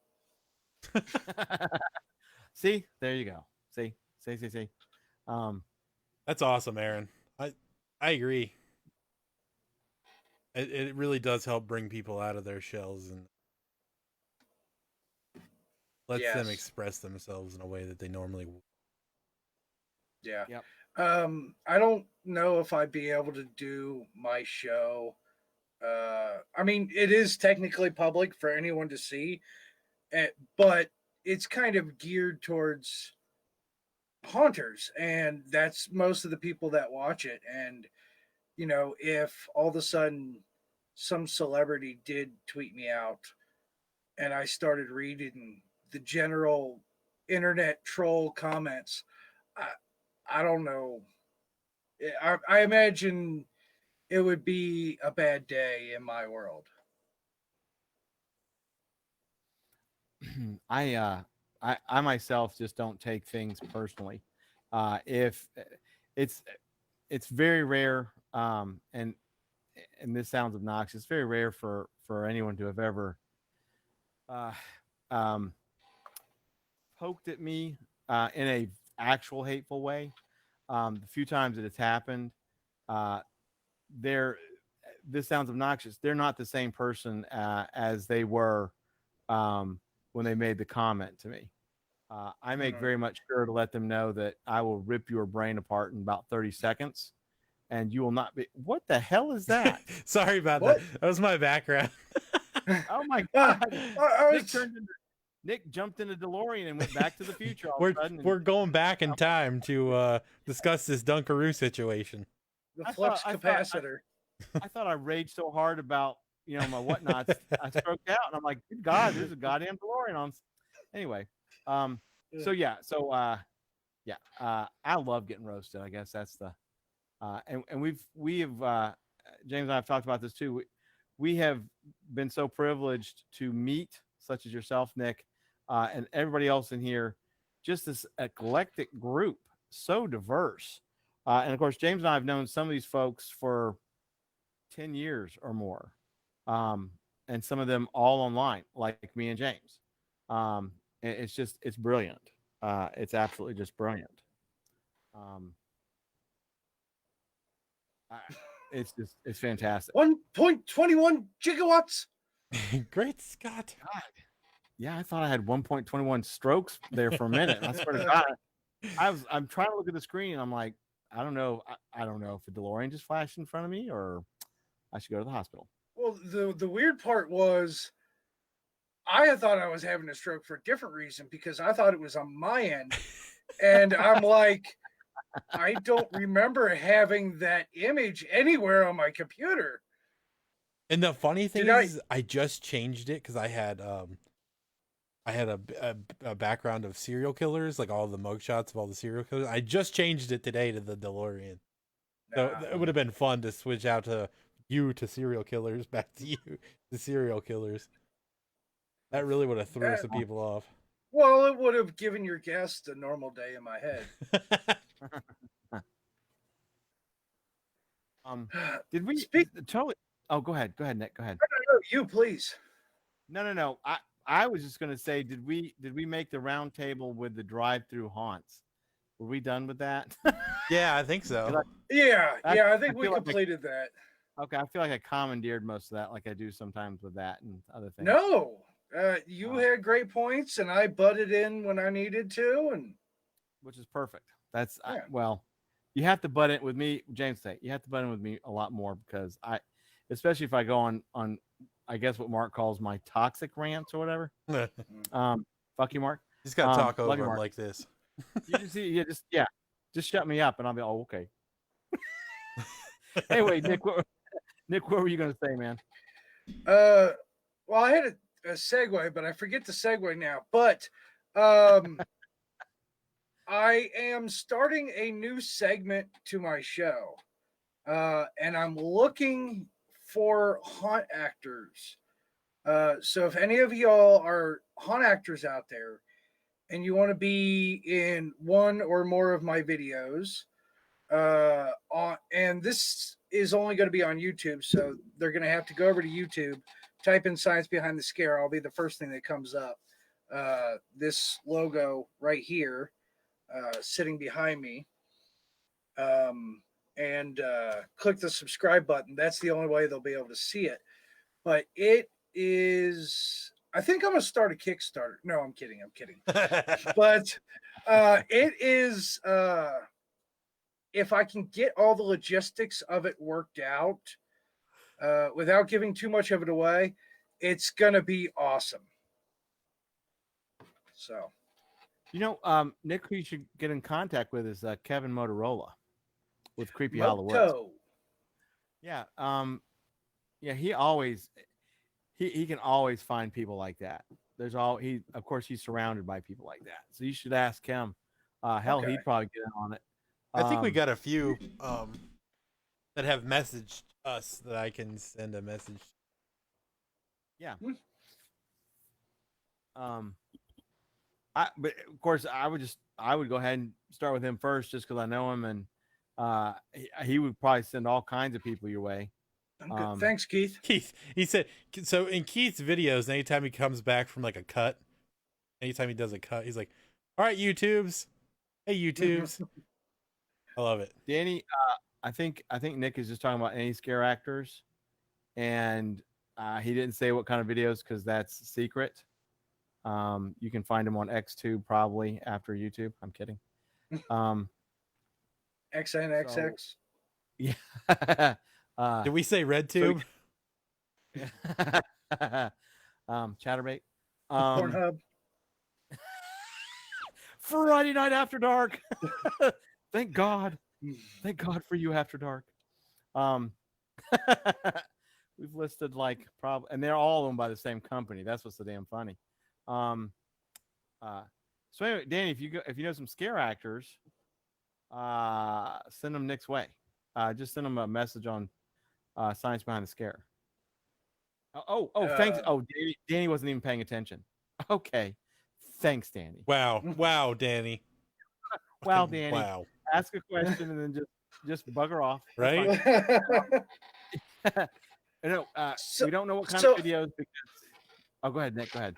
So yeah, anybody who is a haunt actor, in pretty much any sense of the form, as long as you've done some kind of acting in a haunt attraction setting, whether it be queue line or your typical pop scare or whatever, hit me up.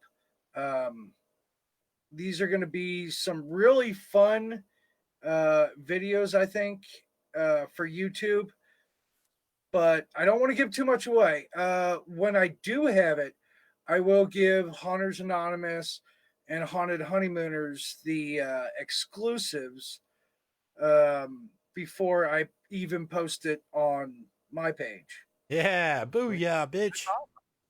Exclusives. Exclusive. Nick, you know what? And I'll help you with this. What would be brilliant? The scare actors from the haunted attractions that aren't going to be able to open this year. It will give them a reason to. It'll give them some Halloween. What do you think about that? Absolutely. I can start parsing out to you the haunts that I know of that are closing, and then let you reach out.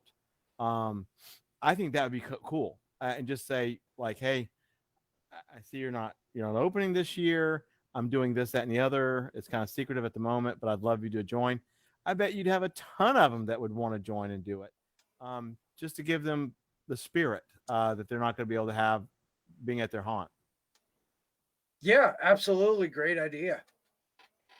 And so other than me and one or two close friends, the only people that know what it is yet are James and Trish of Haunted Honeymooners. After the show last night, I told them what it was. I may give you guys a little bit of a insight as to what it is, but for the general public, they're going to have to stay tuned for more details. That's awesome. Hell yeah. So how long, like, are you talking like current acting actors or past actors? What's the time frame? As long as you've done it. Oh, okay. Well, I mean, I've done it. It's been 7 years probably, but Hey, that's fine. Like I said, I'll probably tell you after we go off air what it is. So Well, let's get off air. Just kidding. um, God, yeah. I will start parsing out to you. Unfortunately, there's like I said before, there's more and more of them. But I think the haunted attractions, there's going to be some of those folks who probably are learning just as it's being posted. I have this weird feeling, and that's really sad. And so there's probably some scare actors out there that would love to participate. Yeah. Because they're probably being dropped bombshells, unfortunately. Aaron said, "How long do we plan on staying on air tonight?" That's as long all as we fucking need to. Yeah. What, Aaron? So why? What's well, he Just just out got of here a curiosity. little while ago. Oh. Yeah. No. Friday nights are, as long as James can last. I've actually got some energy in me. So yeah, it's never pre-plotted. I put on the event page like from here to there on time, and that just gets shot right the shit out the window every night. So it's all good. What the fuck, Vic? Why are you just showing up at 11:16, man? Hey, how's it going, Vic? Yeah, Vic. Yeah, you missed most of it. You did. You missed awesome stuff from Nick, everything about what he does. Then you missed me raging. Then you missed James calming me down from the raging, and then you missed Nick deciding that the raging was too fucked up. I'm just going to keep out of it. And then Dunkaroo. Yeah. There you go. I was so sad. I last night I went away for what, maybe 20 minutes, and I missed Ass Ants. I still have yet to be able to go back and oh yeah, watch yeah. that. You gotta get the ants out of the butthole.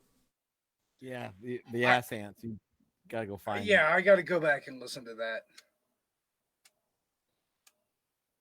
Oh, wow. I keep I keep clicking my pen. I don't know why. It's probably because I drank Monster.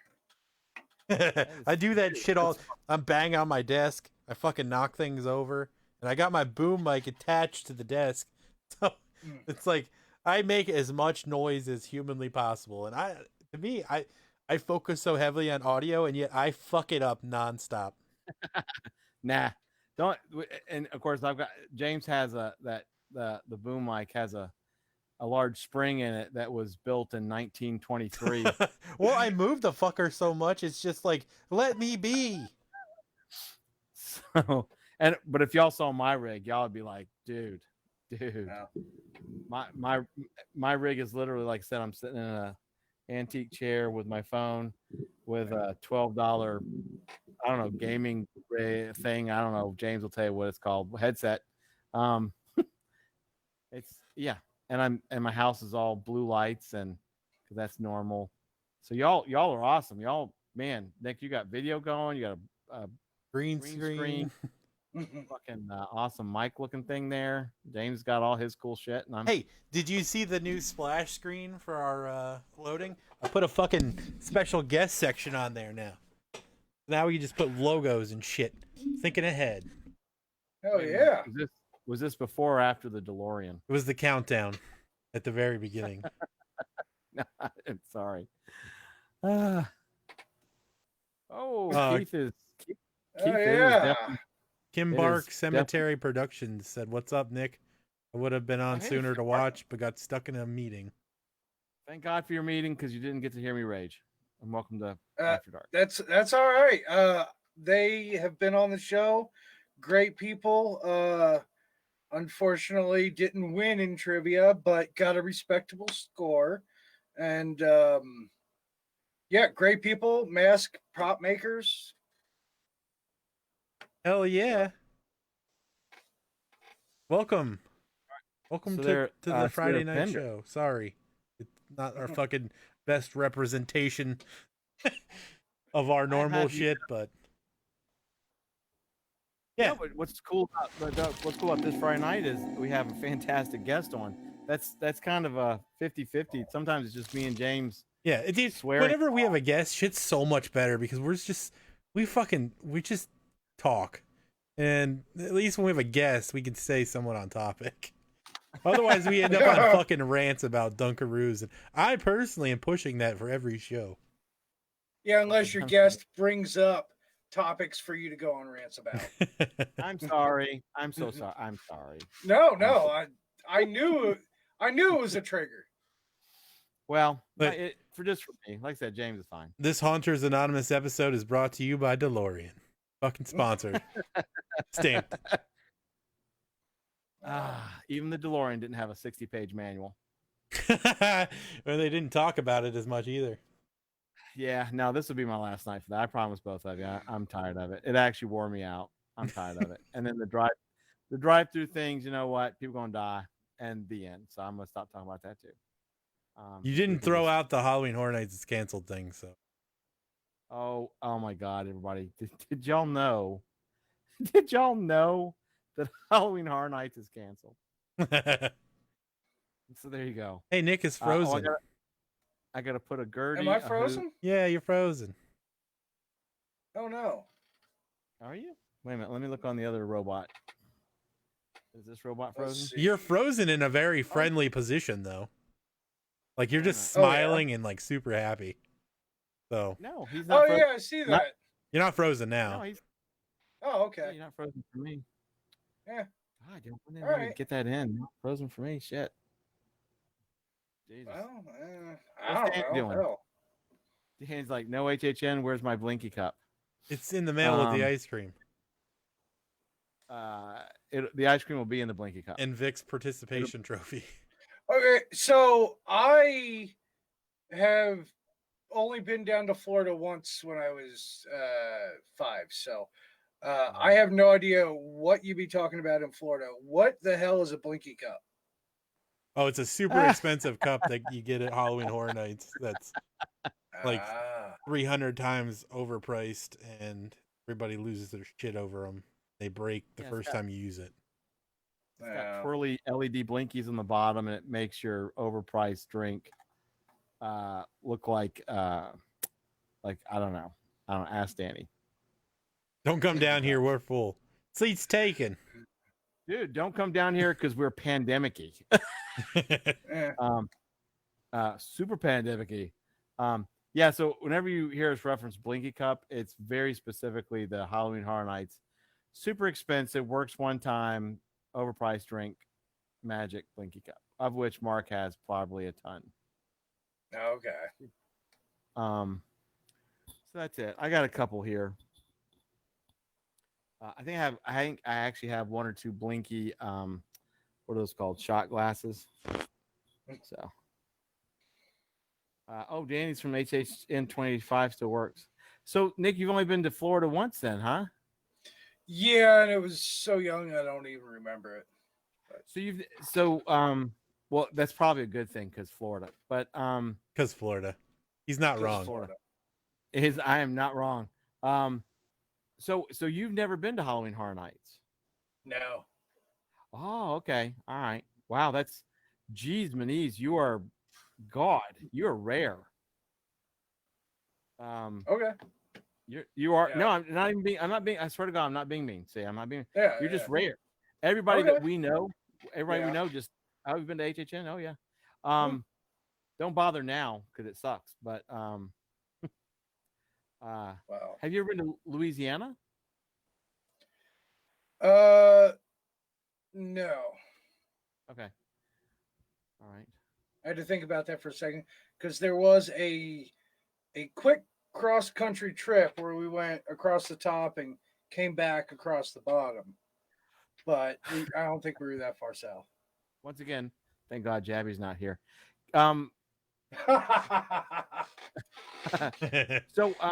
So that leads me to an interesting question, and I think I actually was going to ask this a while ago and I forgot. What haunted attractions have you been to? So we know Dent. That leads me to an interesting Yeah, question. and I of think I course. actually was gonna ask this a Actually, while- I rarely get a chance to go through Dent because I don't take days off. As I mentioned on show last night, I have yet to miss a day of haunting. Knock on wood. I've never been sick. I've never completely lost my voice, and I've never had, again, knock on wood, but bad stuff happen during a haunt night, and I have never had to miss a night of haunting. That's awesome. But I usually try to go to. So it in that means that anyone who is only open the same nights as the Dent Schoolhouse, I can't go. There are some close to me that usually open a week, sometimes 2 weeks before the Dent Schoolhouse. Trail of Terror, I went to last year. We usually try to make a trip to, I think Max said this last night. I can't remember the name of them right now. Land of Illusion. Isn't that a Genesis song? I don't know. No, it's Land of Confusion. Blood Prison. I actually went through that one with James and Trish. Oh wow. A couple small home haunts and community haunts, but I don't get to go to much, honestly. Is and I think Max told is Dent open the first week of November? So you're talking about their upcoming schedule? Yes. They are open the November 4th, 5th. That is their Lights Out tour, and then they've got a November Friday the 13th special. Oh, okay. All right. Very cool. All right. Because, you know, there's some haunts that, like Dent, that stay open in November, and a lot of haunters that have haunted attractions that close October 31st. They'll go seek out all of them. Yeah. And do that. Dent is definitely, I told Max, Dent is definitely on my bucket list. I got to get there. Erebus is another one. Yeah. And I agree with not to cause another rant, but I agree with what you said about the Amazon video last night. It was lopsided. Oh God, I was like, what the hell are we talking about? Amazon video? I was like, what? Yes. Sorry, Nick. Yeah. Man, dude, I'm getting old. Getting. See, being roasted. I love it. That's true though. So yes. Okay. So talk about that Amazon. God, now I can't remember the hell. Oh, shit. It's so one-sided. Yes.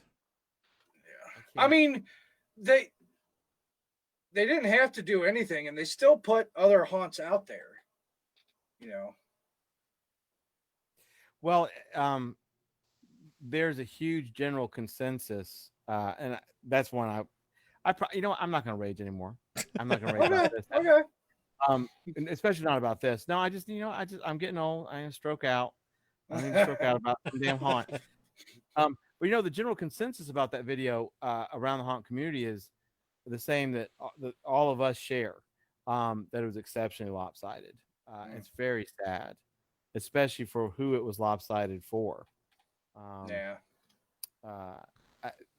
When I remember when the group that did it was kind of, hey, we're doing this, and a lot of people said, oh, that's cool as hell, and there was a lot of interviewing, a lot of excitement, and then it came out, and you don't hear anything from them anymore. They would post all the time, and I think they got blasted.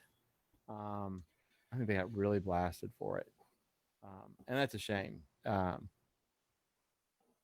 There's over 1,500 plus haunted attractions, professional and amateur, in the United States alone, and to have that bullshit. Yeah, that was such a to date the one that I've liked the most that I've watched is Epic Home Haunts. Yeah, that was a That good one. just embodied I've God, got that in my queue. I haven't gotten around to it yet. dude, Nick, dude. That one that one will give you chills. Because just like you had said a while ago about the community and such a tight knit, it'll give you chills because that's what that one is. You'll like it when you get a chance. Totally watch it because I guarantee you'll like it. It's really, really good. It's really Absolutely.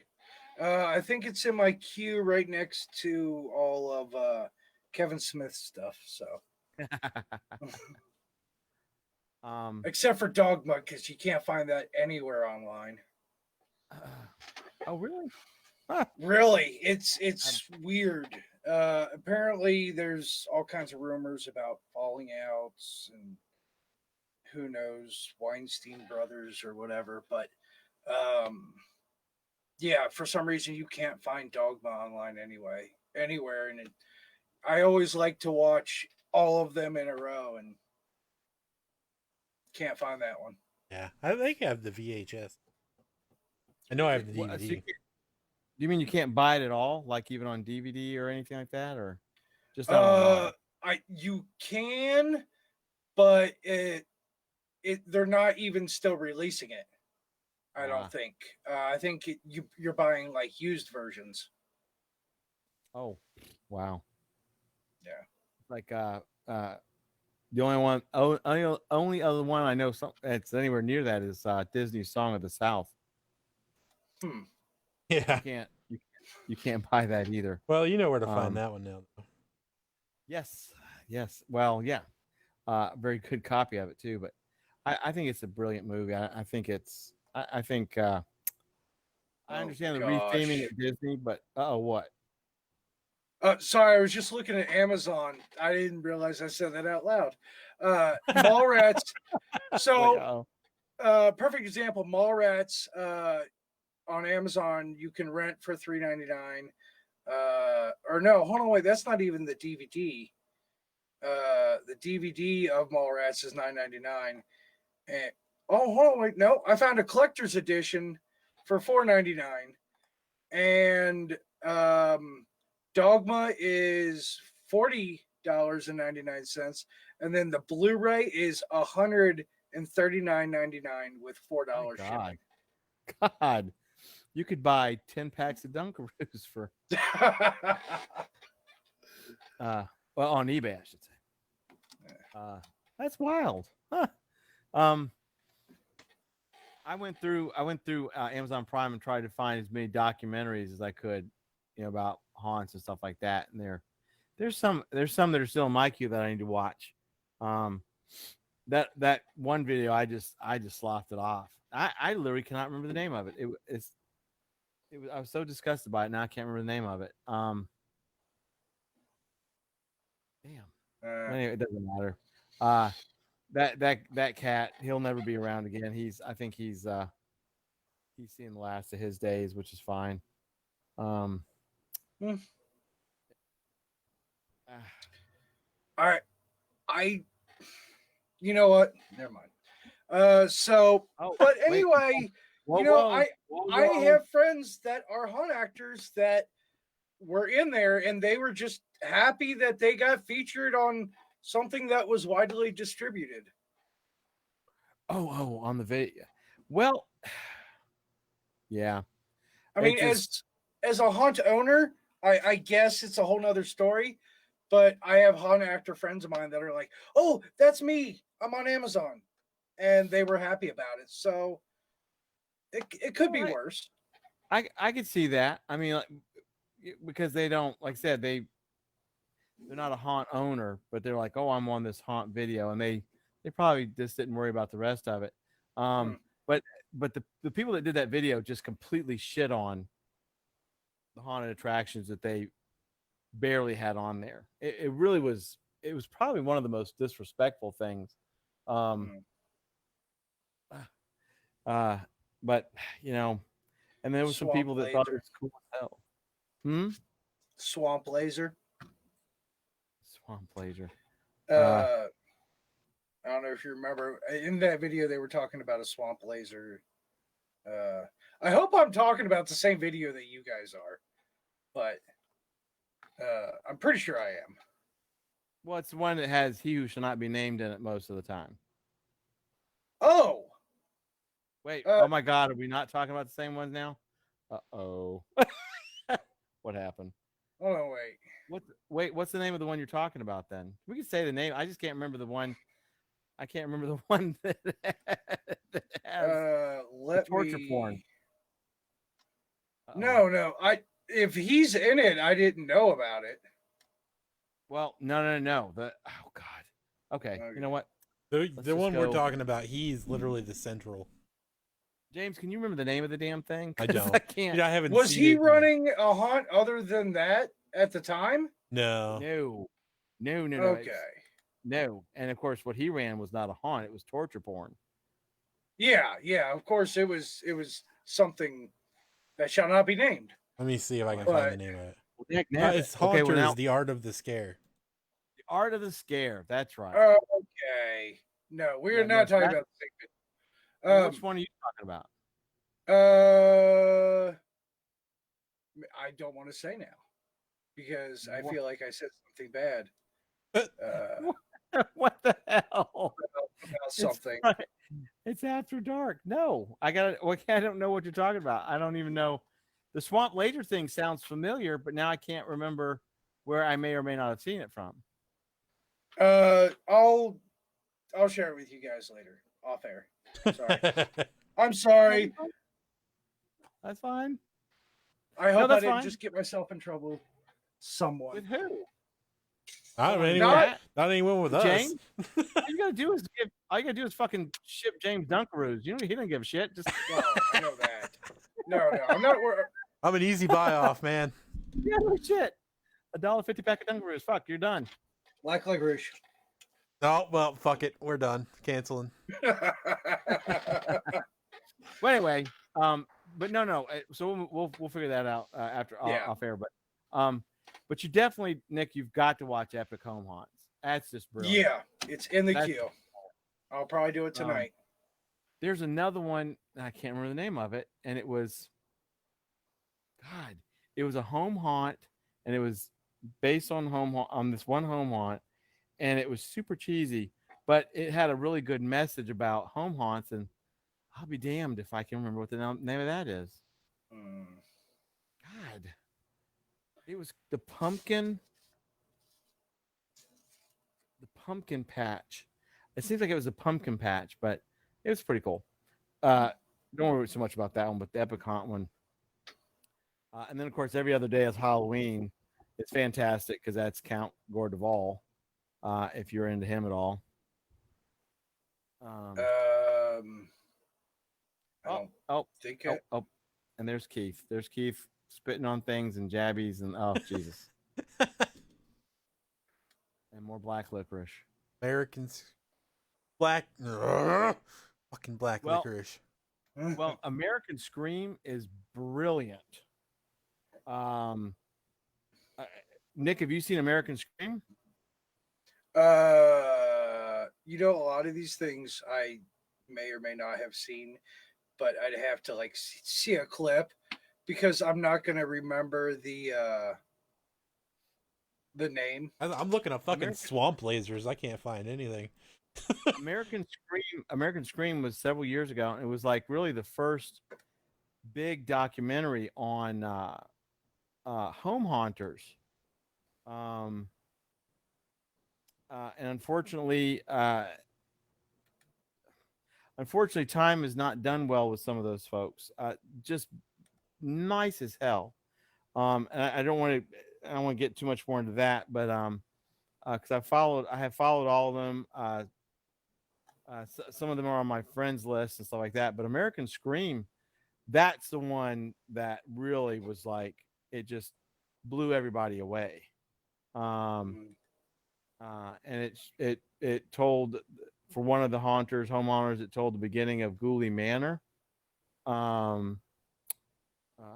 It's awesome. I don't know if it's free still on Amazon Prime, but if you haven't seen it, give it a whirl. And Aaron, thank you for that suggestion. I mean, not Aaron, Kim Bark Cemetery Productions. I just What said did the they whole thing say? out. Sorry, I was looking for something on Prime. Oh, American Scream. Okay, yeah, yeah. I will definitely look. Good Duvall. Oh, Dave interviewed Gore Duvall. Where is Dave? What the hell? What's up with the trio of terror has only been a duo recently. Yeah, it's like can't get John at 3 times, and we have to get those three on live On a at some point. Friday. Yeah, It's got to be a Friday. it's gonna have to be a Friday because God.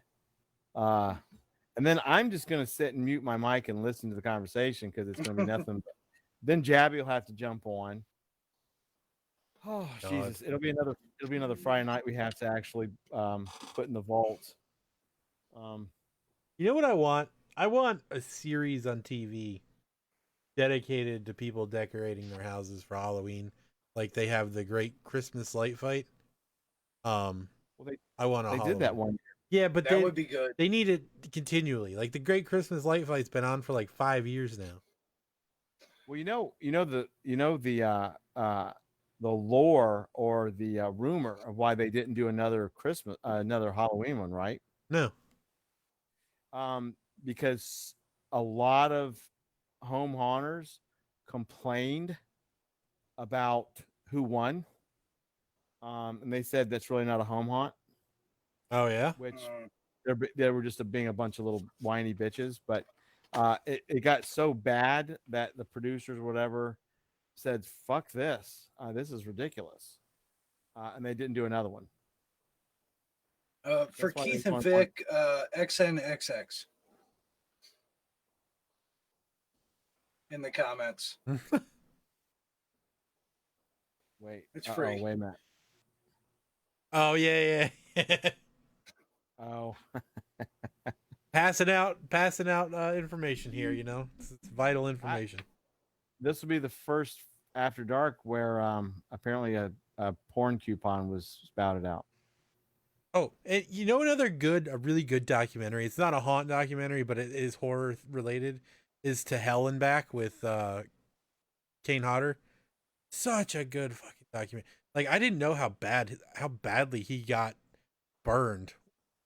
Like it was pretty crazy. Who got burned? Kane Hodder. Like it's bad. It was bad. Like he literally was in the hospital for a long time. Like ICU, full body, like skin grafts.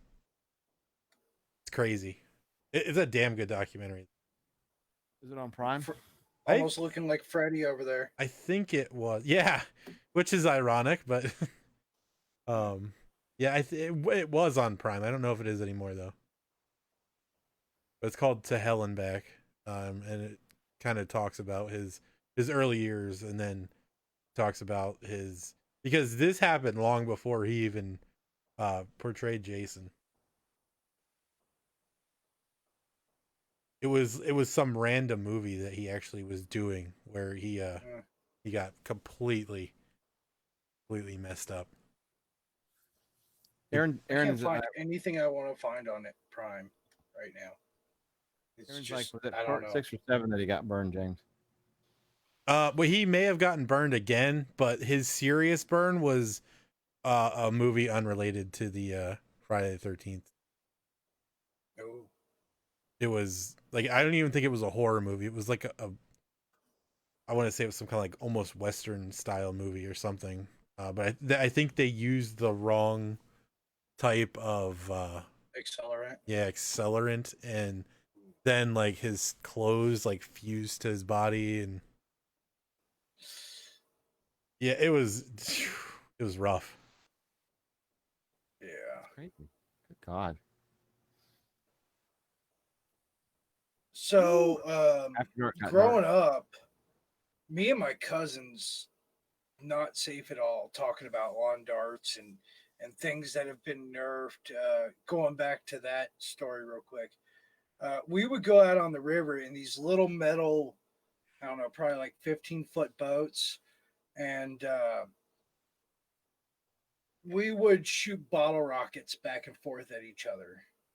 And like anytime you got close to the other person, you'd like throw an M80 in their boat, which it was a strong metal boat, nothing happened to it, and then you'd like try to get away.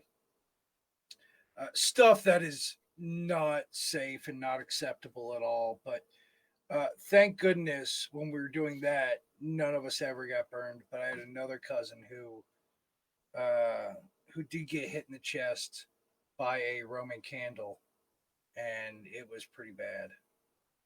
Yeah, Wow. I did. We used to do bottle rocket wars, and I ran out of bottle rockets, and I called out like I had to go get some more, and my buddy literally yells "Hi-yo" and points it dead at me, blows up in my face, and I have a scar above my eye from it, like directly above my eyelid.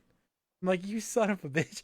I literally yelled him out, and he screams "Hi-yo" and just launches. At least a give me bottle the rocket. chance to defend myself. Yeah, I'm like, dude, come on. That was my fun experience with bottle rockets. Yeah.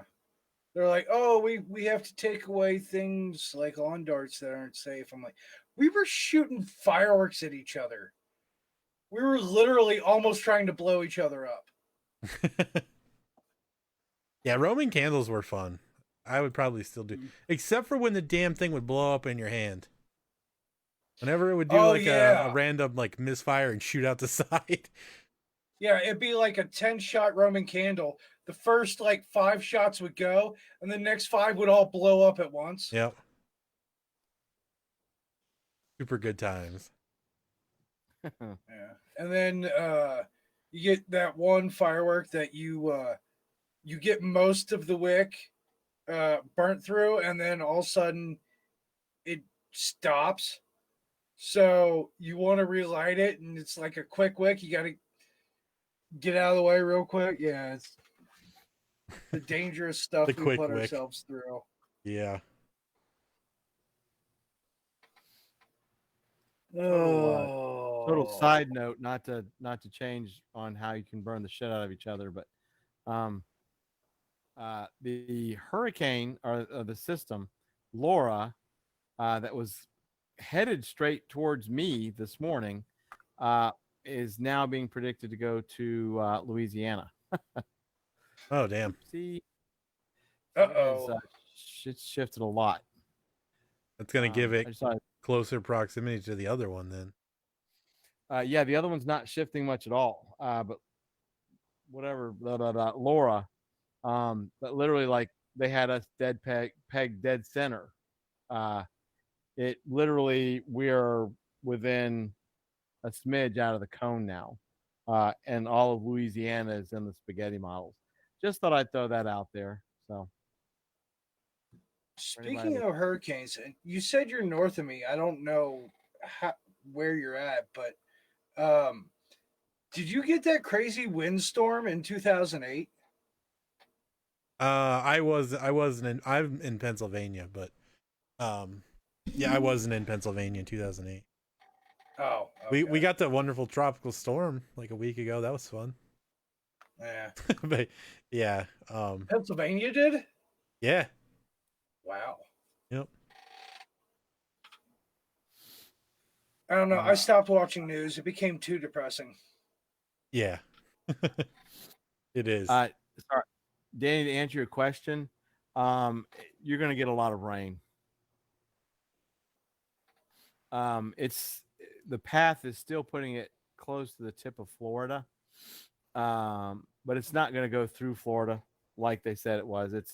Which is honestly not good at all if this thing goes to Louisiana, because this means it'll be in open water for a good majority of its time. But you're okay. You're going to get a lot of rain and shit. So are we. You'll get more of it just because I said you will. Kimbark is making sparkler bombs over there. Have you ever taken, like, we used to break all the match heads off the Strike Anywhere matches and stuff them in tennis balls and then throw the tennis ball and it just blows up. Oh, I did something worse, and it works for me showing you guys because I'm kind of on video. It's a little. Am I laggy, or is it just me? Well, there's a slight desync, but it's Okay. kind of unavoidable. But you would break the match head off of the strike anywhere, or they didn't have to be strike anywhere. It could be strike on box, and you put it on the striker on the box, and you just went like this to fling it at whoever you were. Oh yeah, yeah, yeah. They've got those And, fancy camping matches now. Ones that I go, stopped doing that once when I guess I did it too slow, or my finger had too much sweat or something sticky on it, and the match stuck to my finger. That's when I stopped doing that one. Yeah. They got it good now, man. Actually, today, my daughter she's doing online school this year. So luckily where we live, they have this awesome online charter school through the county. They sent all her stuff today, and they sent her a sweet ass magnifying glass. I'm like, hey, you want to go see something fun? Went outside, lit a leaf on fire. She goes, this is amazing. I was like, I know, this is fun. Don't do this when I'm not around. Do that during an eclipse. Oh yeah, that's true. It'll make a burn ring.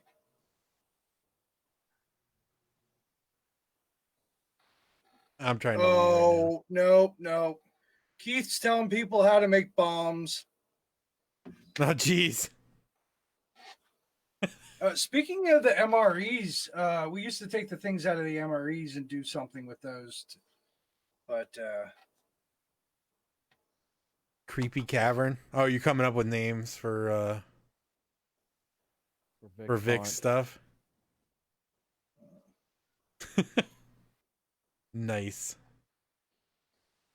So, I love your guys' chat. It's probably, of all the shows I've ever watched, definitely the best chat out there. Well, thanks.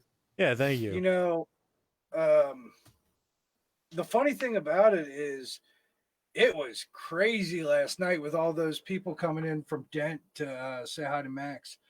And I'll tell you, like, the Dent Schoolhouse is a close-knit group, but they don't follow each other as much as they like, except when it comes to Max. We all follow Max all the time. He's the one, like, when you walk in your very first day at a haunt and you have no idea who anyone is or what is about to happen, he walks up to you. He's, hi, I'm Max, gives you a big old hug and introduces you to everybody.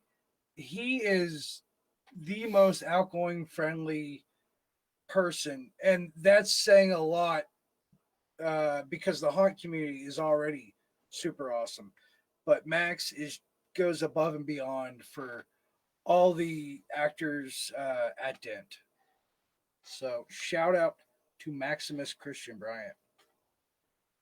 Yeah, he was super awesome. And everybody that came in and said, hung out for a while. He definitely has those vibes where everybody just kind of jives with him. But I mean, I like that character that he has too. That's pretty cool.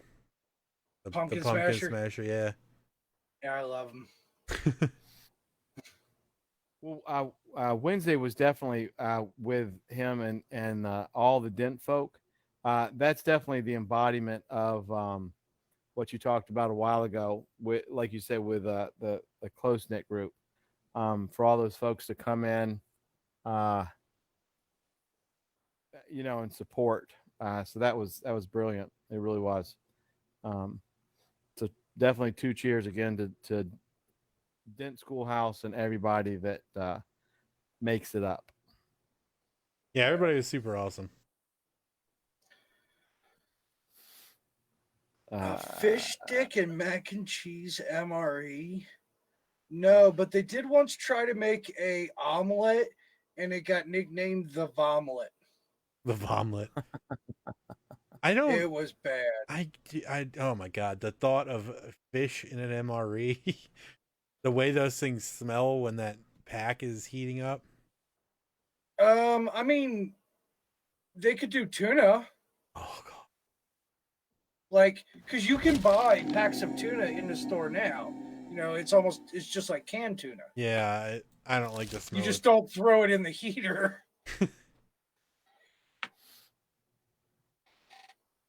Oh, why Dan just threw up or something? Because the tuna, Oh, the fish stick, and mac and cheese.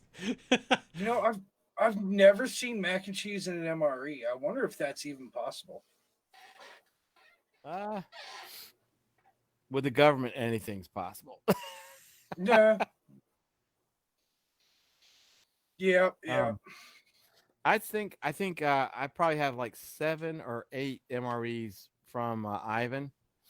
Like that's 50. I think that's about, and I've kept them like in a tub, a small tub, a tote. Because I thought like they lasted forever, because you see videos online where people are eating 80-year-old MREs, and you're like, oh well, okay, well if they could eat that one, I could eat a 15-year-old one. So yes and no. I might not be able to hear you for a second because my one earbud already died. I think I probably have like 7 or 8 MREs. I hear Mike now. Oh my god, I hear my annoying voice. Looping. Oh my god. My one My earbud head's gonna already explode. died. I think I probably have like 7. There it is again.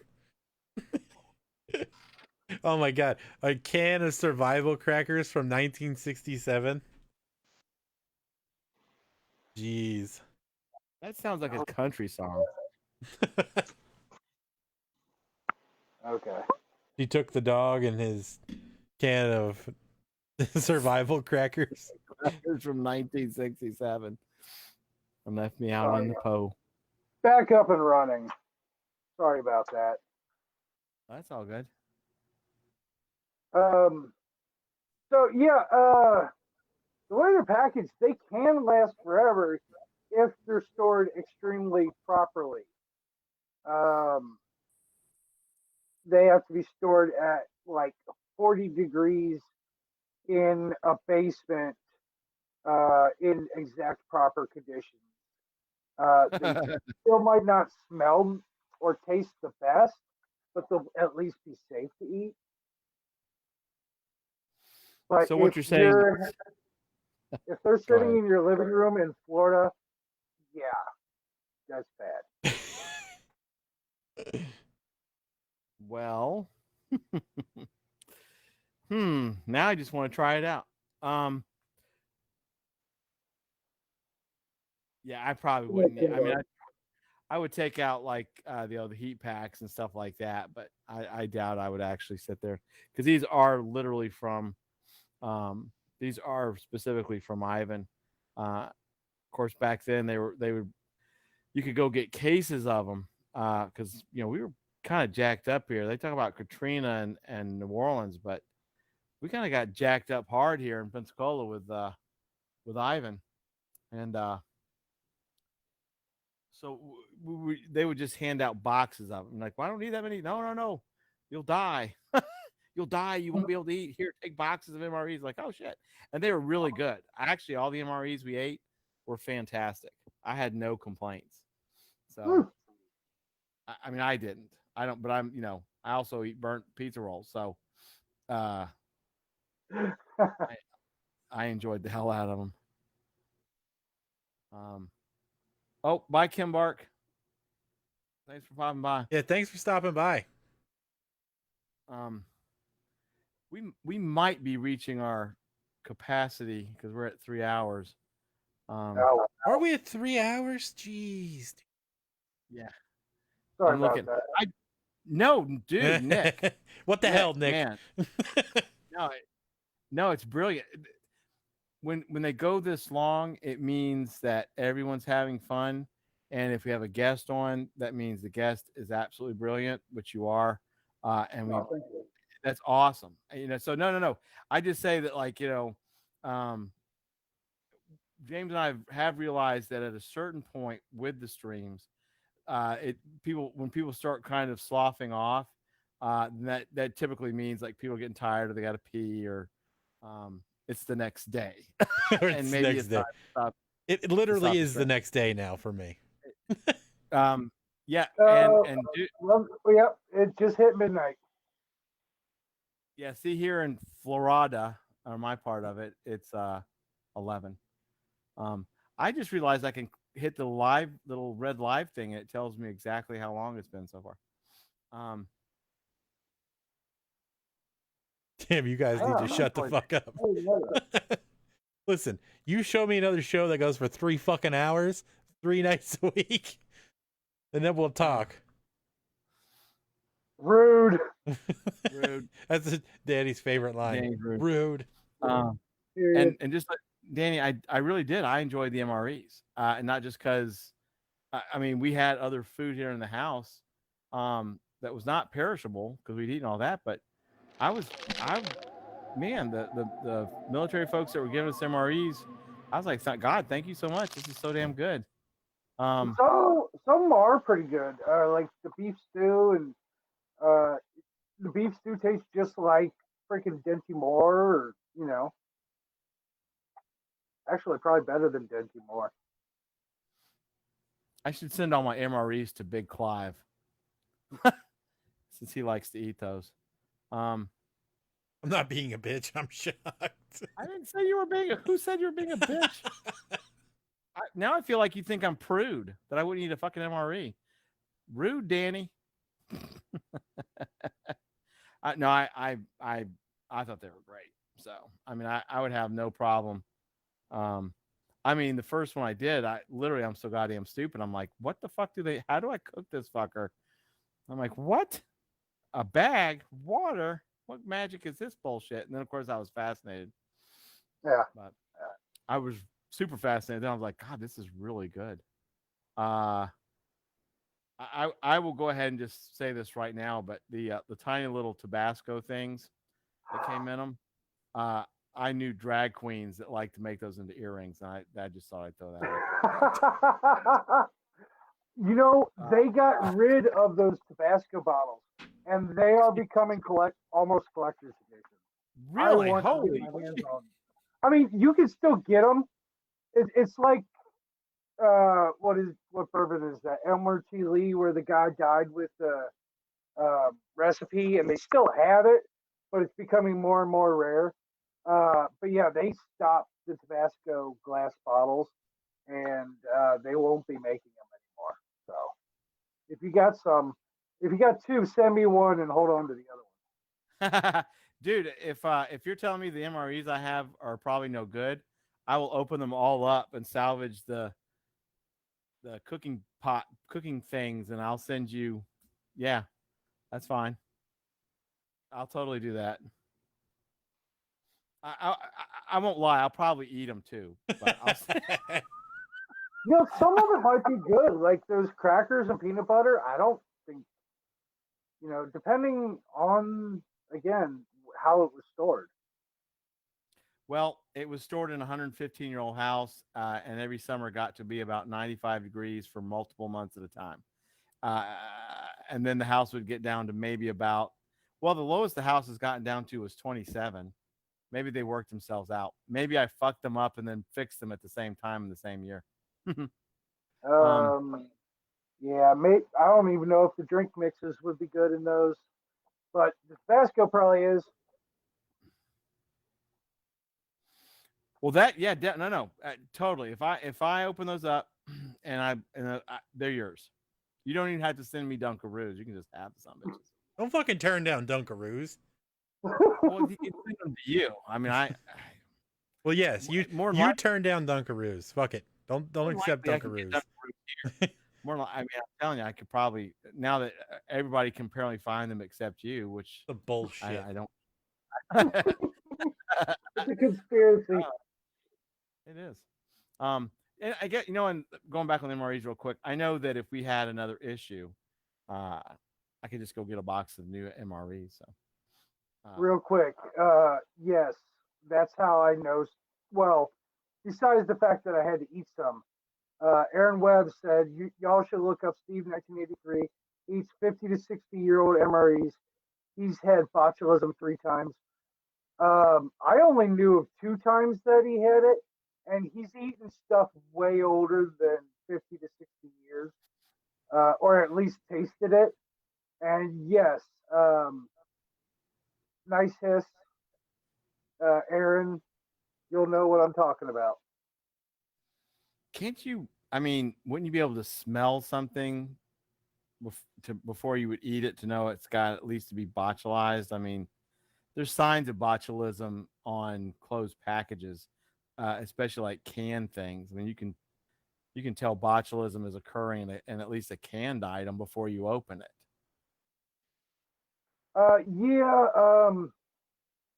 So it's I think some of the things that he's gotten it from have been dry items where it doesn't show up the same. Like if a botulism is, or if a cracker is packaged incorrectly, but similar to the canning process, meaning a foil wrapper and there's a puncture in it or whatever else. And then especially if something else in that package leaks, it can get onto the cracker and you taste the cracker and the cracker's stale as hell, but you might not realize how bad it is.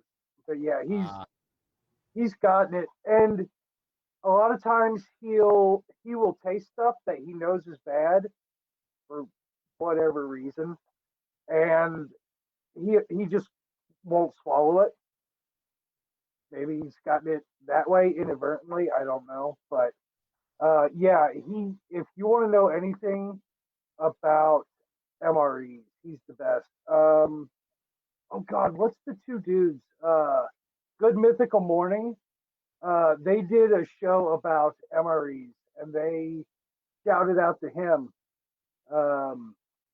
because that's where they got all their info from. Yeah, that show's actually pretty damn funny too. I went on a rant. Nah. Well, what I'll probably do is then, like I said, may not even be 6 or 7 of them, but I may pop them open, just to scavenge them, because I myself am not all about taste testing and snacking upon botulism. I get it, but yeah, bottles. I'll be your best friend in the whole wide room. Well, I'm telling you, like I said, if which I hate now because, definitely back during Ivan, we would use a little Tabasco and then the bottle would be gone. So unless a drag queen wanted, and then of course you have to get a drag queen. But I've thrown hundreds of them away. Yeah, that's interesting that they don't make them anymore. Yeah, they still put. It doesn't. I don't even think it says Tabasco. It might, but they still put hot sauce in there. It's just in packet form now. Hey, what up, girlfriend? Pirates got scurvy from lack of vitamin C. The more you. Oh, I didn't even realize Numbskull was here. Sorry. Hi, Numbskull. Yep, just came in. I was. Danny wants me to live stream something. I'm not sure about if she wants me to live stream getting fucking botulism, but I don't think so. Danny. Yeah, you can live stream you opening them. Do like an unboxing. Just don't. Be careful. Don't open anything that directly contains food, but opening the original package. Fucking mustard gas. Got some that were intended for some wars. Yeah, I'm not sure if I'm doing an unboxing video of me opening MREs. I think you can drink your pee if you strain it through your socks. What the fuck have I missed? What? Where are you seeing this? It's on the stream chat. It didn't show up on Facebook for some reason. Well, my Yeah. God. Oh, see, I was looking on Facebook. Yeah, sometimes certain things will pop up on stream chat that don't show up in That's strange. Facebook. Yeah, because I'm like, I'm not pissing in a sock and drinking it. What the hell? That's what Brita's for. Let's see. According to, oh, by the way, the dream guests on my show are Bill Nye the Science Guy, and Tested Adam Savage, who is the guy from Mythbusters. Oh yes. For those that don't know, Oh, those we are my definitely two know. dream guests. And I'm a big Mythbusters fan. And on their Duct Tape Island show, they talk about uh, being able to pee on sand or dirt, and then you use plastic over top of that with a cup in the middle. The sun will Evaporation. evaporate it, yeah, and just basically distill your urine.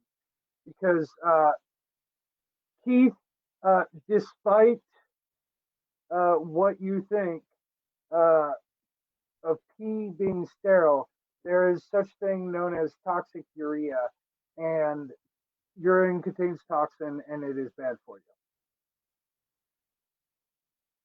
Also, rest in peace, Grant Mahara. Yeah. Yes, that was about a month ago now. For those that don't know, Grant Imahara was R2D2 for a lot of the live events that they did. He was awesome. Yeah. Well, what was that one build he made? Didn't it swing like a baseball bat at the speed of sound or something? Hell, I don't know. They've done so many. Oh yeah. I love the stuff they did off of the show too. What do you mean? Like he had a bunch of stuff that they did on YouTube, and obviously I'm sure you watched like Adam Savage's one day builds. Oh yeah, yeah. Those are on tested. Yeah. Yeah, he did a couple of them. Well, the reason it's okay to drink evaporated piss is because when it evaporates, the only thing that evaporates is the water. So Yeah. it's distilling. That's all it's doing. Kenny, I would love to have you as a guest. Let her. Dream She better not go on and sing, damn it, because we can't get that shit on ours. guest. Dream guest? I don't know. You might be my dream guest if you sing. Yeah, Mark Rober is good too. I like the thing he did with the squirrel is fucking hilarious. That was hilarious. I love his bait package. Yeah.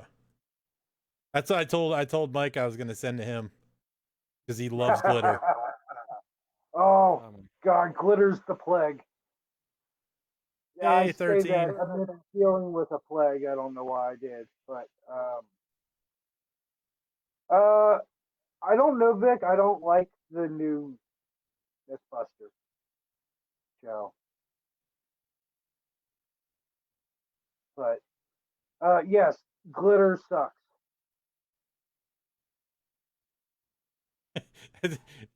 As Keith refers to it as herpes. Halloween herpes. Yeah. Last year for the Christmas event at Dead Schoolhouse, they put glitter in my beard. Oh my God. I'd have punched somebody. Someday. Yeah, those articulating hand things are pretty. Salad fingers.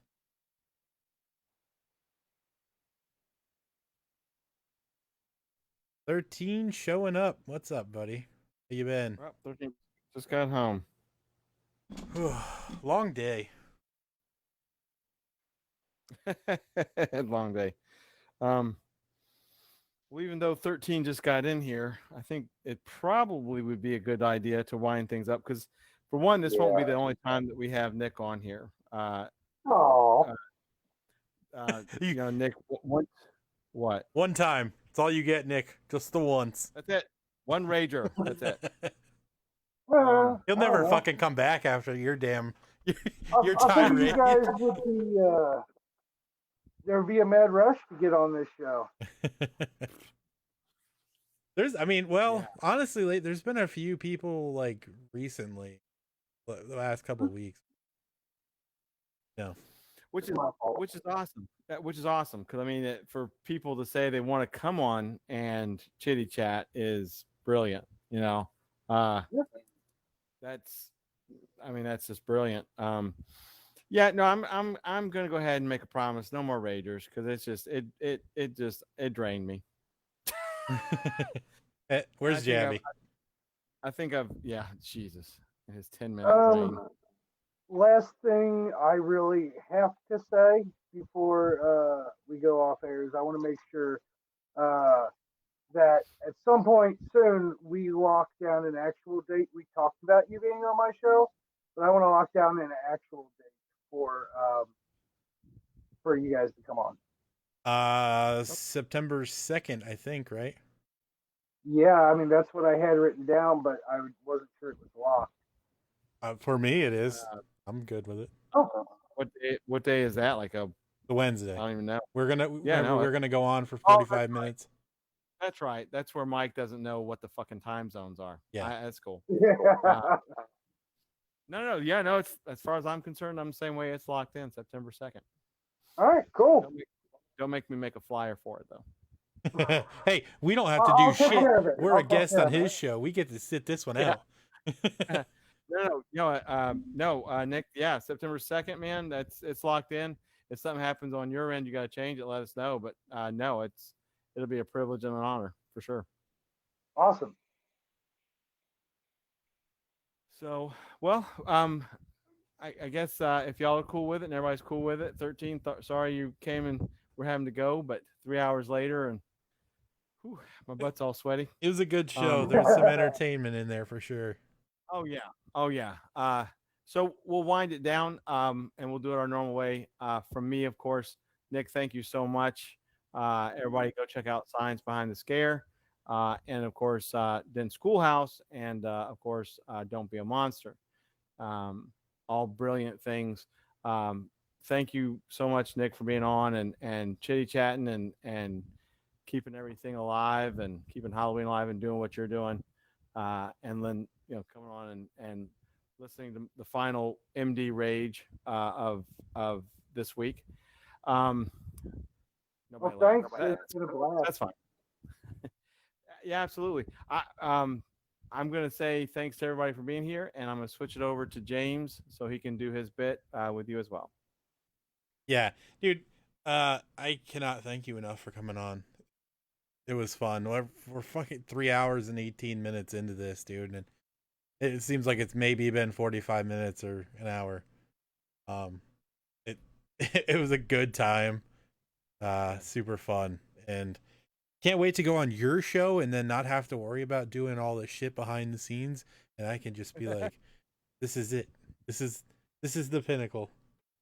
I don't have time limits either, so.